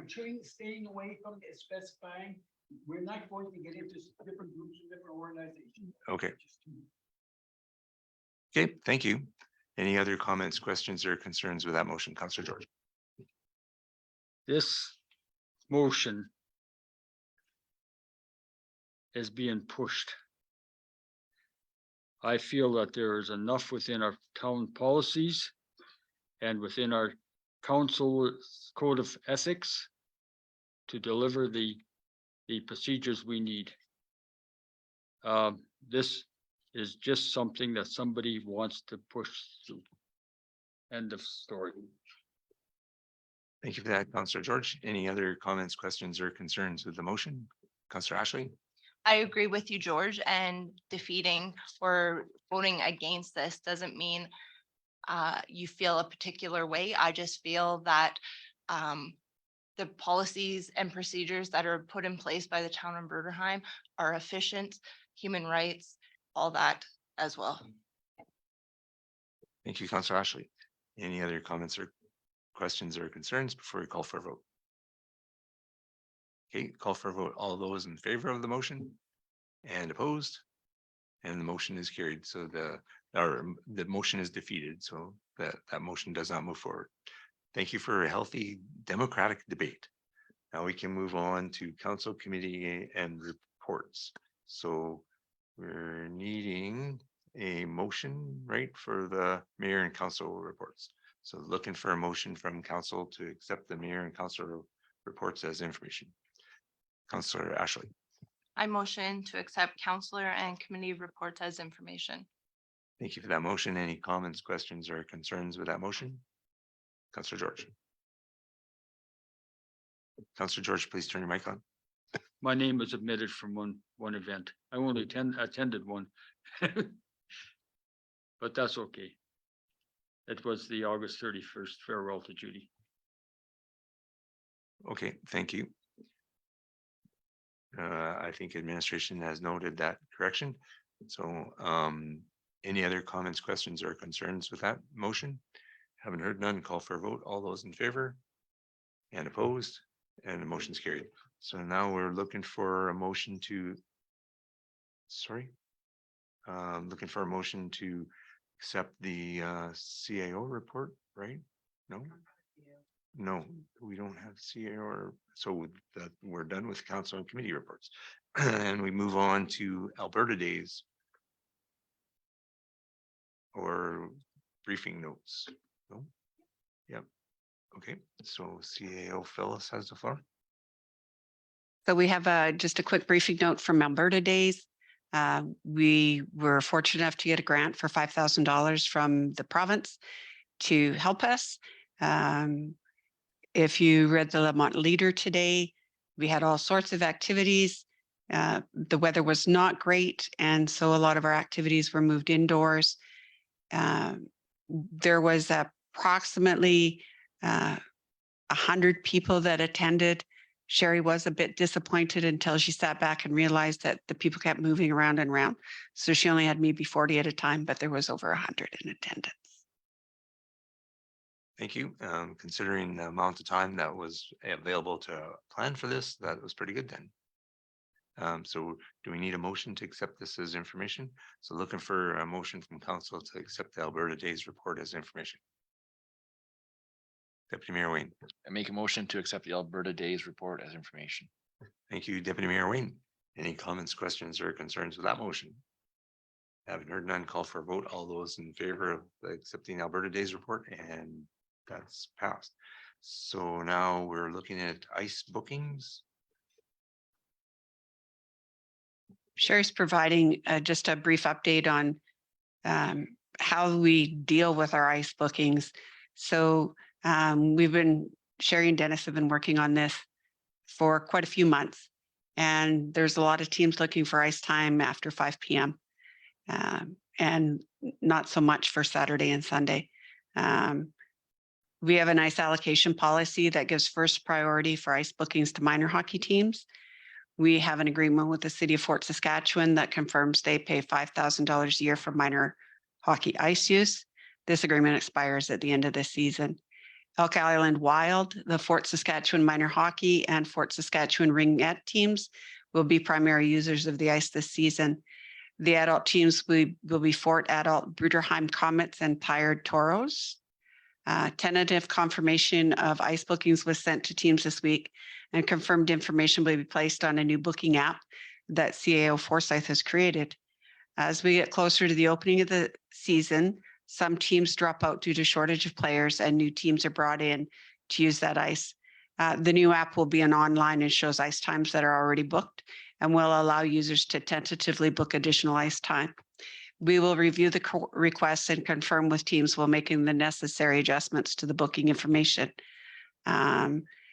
At this time, it's projected that Dennis will have the ice ready for October 6th, and Ringette has confirmed a tournament for February 24th and 25th, and we have a 3-day tournament inquiry for November.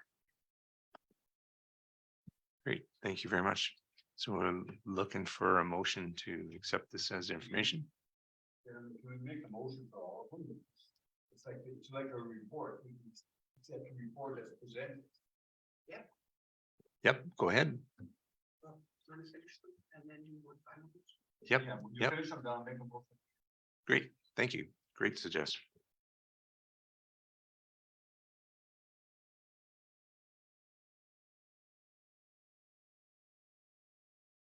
Deputy Mayor Wayne? Motion? No, she's gonna roll through the reports and then one motion to Okay. accept all those reports. Yep.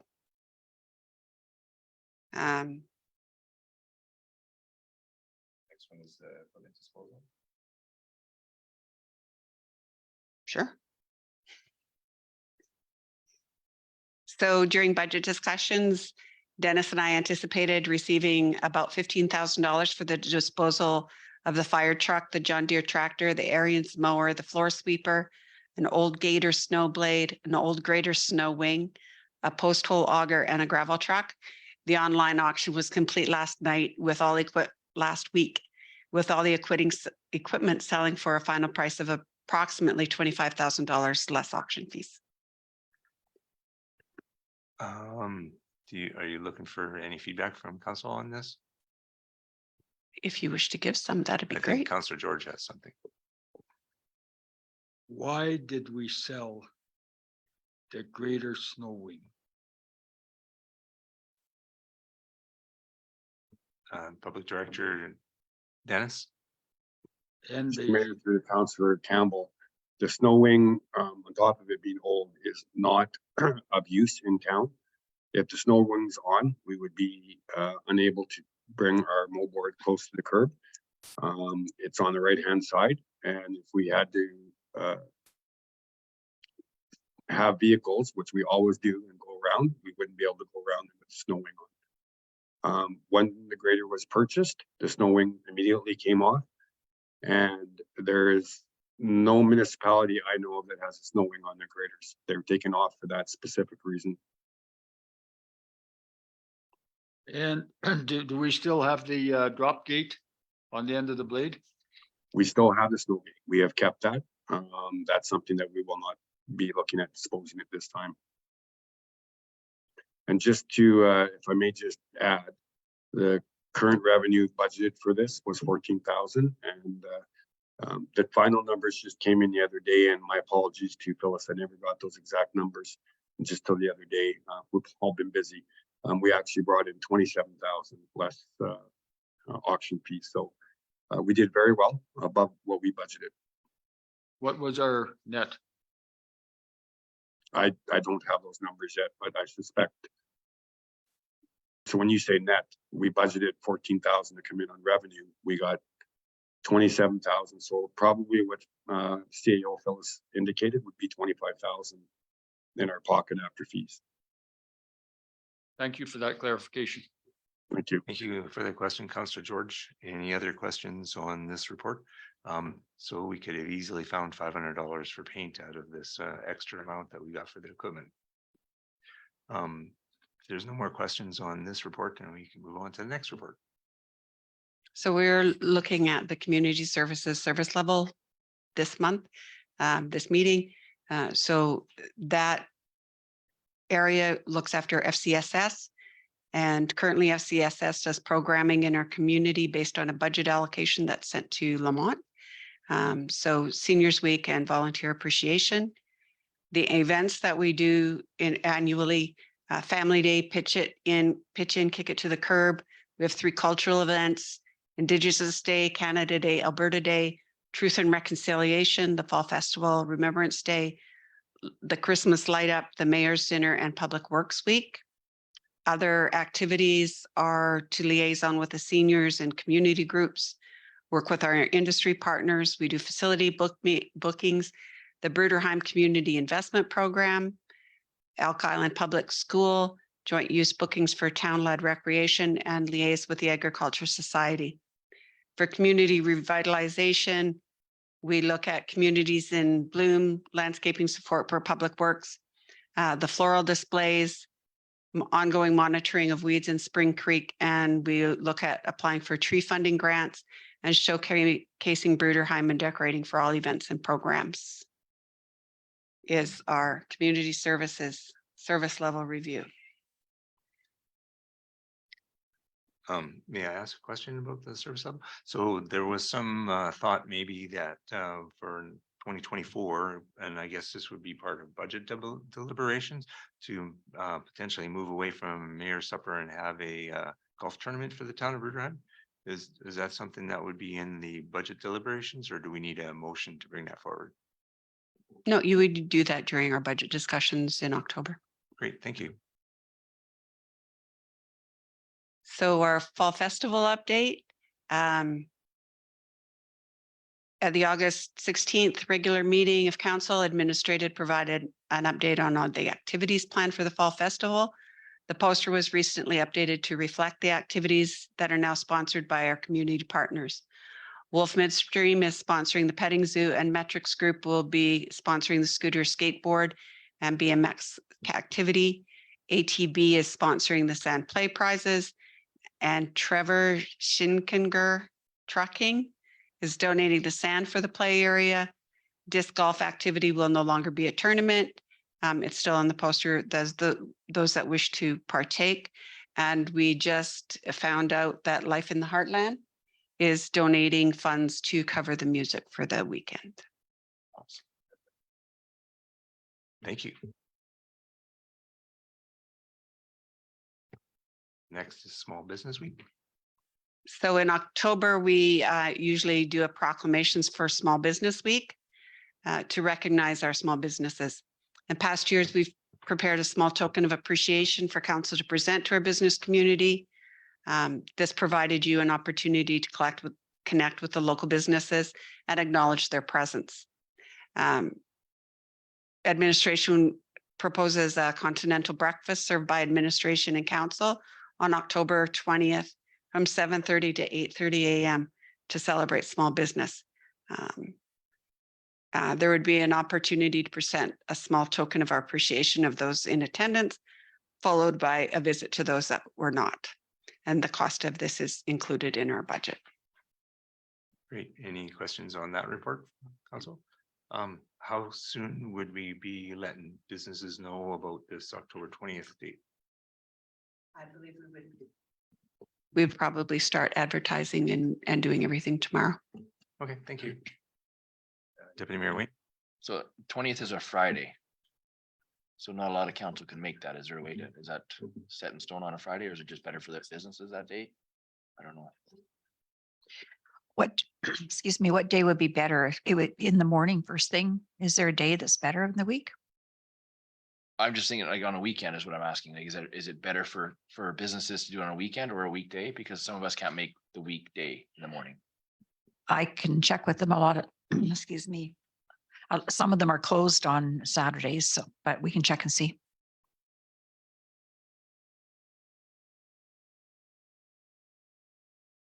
Okay, and I believe that's all of the reports now. So we could entertain that motion that Councillor Land was going to make to accept all of these reports. I make a motion to accept the administration's reports as presented. Thank you, Councillor Land. Any comments, questions, or concerns? So the date is a little bit up in the air yet, still for the business recognition, and we'll find out more information as it becomes forthcoming, right? Okay, and if there's no other comments, questions, or concerns, call for a vote. All those in favor of the motion? George, you're in favor? And it's carried. Great. Correspondence, Elk Island Public School. So Elk Island Public School has sent their quarterly update for September for the summer of 2023. That just goes through their budget and their expenses breakdown. And it's in the agenda package that's available online. It's just a newsletter type document. Thank you. So looking for a motion to accept the Elk Island Public Schools report as information. I think that's the only correspondence we have. RCMP. Oh, that's correspondence. Okay, so we can go through the RCMP update as well. Did you want to read the community letter, or how did we want to? The RCMP have provided their quarterly community policing report from April 1st to June 30th. It provides a quarterly snapshot of human resources, financial data, and crime statistics. The ongoing priority is to ensure public safety, encouraging citizens to report all crimes, plays a vital role in public community well-being. We recognize that non-urgent crimes such as minor thefts and property crime may go unreported due to various reasons, such as perceived insignificance or fear of inconvenience. Thus, the Alberta RCMP continues to engage citizens on the importance of reporting non-urgent crimes to help us optimize our crime prevention efforts. To facilitate this, they have made reporting of non-urgent crimes easier through the Alberta RCMP app, through the Apple Store or Google Play. Online crime reports offer a convenient way for citizens to report non-emergent crime to the RCMP from their computers or smartphones without having to phone or visit the detachment. As an informed community is a safer community. And here are some of the reasons why online reporting of non-urgent crimes matters. Alberta RCMP police officers in the callback unit are responsible for investigating online crime reports, thus reducing the need for frontline police officers to respond. Encouraging the public to use online crime reporting gives the detachment frontline officers an opportunity to spend more of their time for proactive policing activities. Non-urgent online crime reporting also has the potential to reduce the same non-urgent emergent phone calls to our 911 operators. The RCMP encourages citizens to report every crime to allow us to leverage reliable data to identify patterns and trends in criminal activities in our communities. We also use this intelligence to distribute our resources strategically, ensure that our police officers are deployed where they're most needed. Inspector Barry LaRocque. Just a quick, in 2023, for the Fort Saskatchewan detachment, there have been 5 sexual assaults. It's a 400% increase. 3 sexual offenses, 50% increase. There's been 23 assaults, which is down 4%. Criminal harassment, 67% down. And uttering threats has increased 38%. In the B&E and thefts, it seems to be dropping the trend. Thefts over 5,000 has increased 300%, but every other one has gone down. And we've had 7 offensive weapons, 3 disturbing the peace, failed to comply to breach 13, and other criminal code 5. Thank you for that, CAO Phyllis, Deputy Mayor Wayne, and then Councillor Ashley. Is this for Bruderheim specific or is this all of Fort Saskatchewan? The Fort Saskatchewan detachment, yes.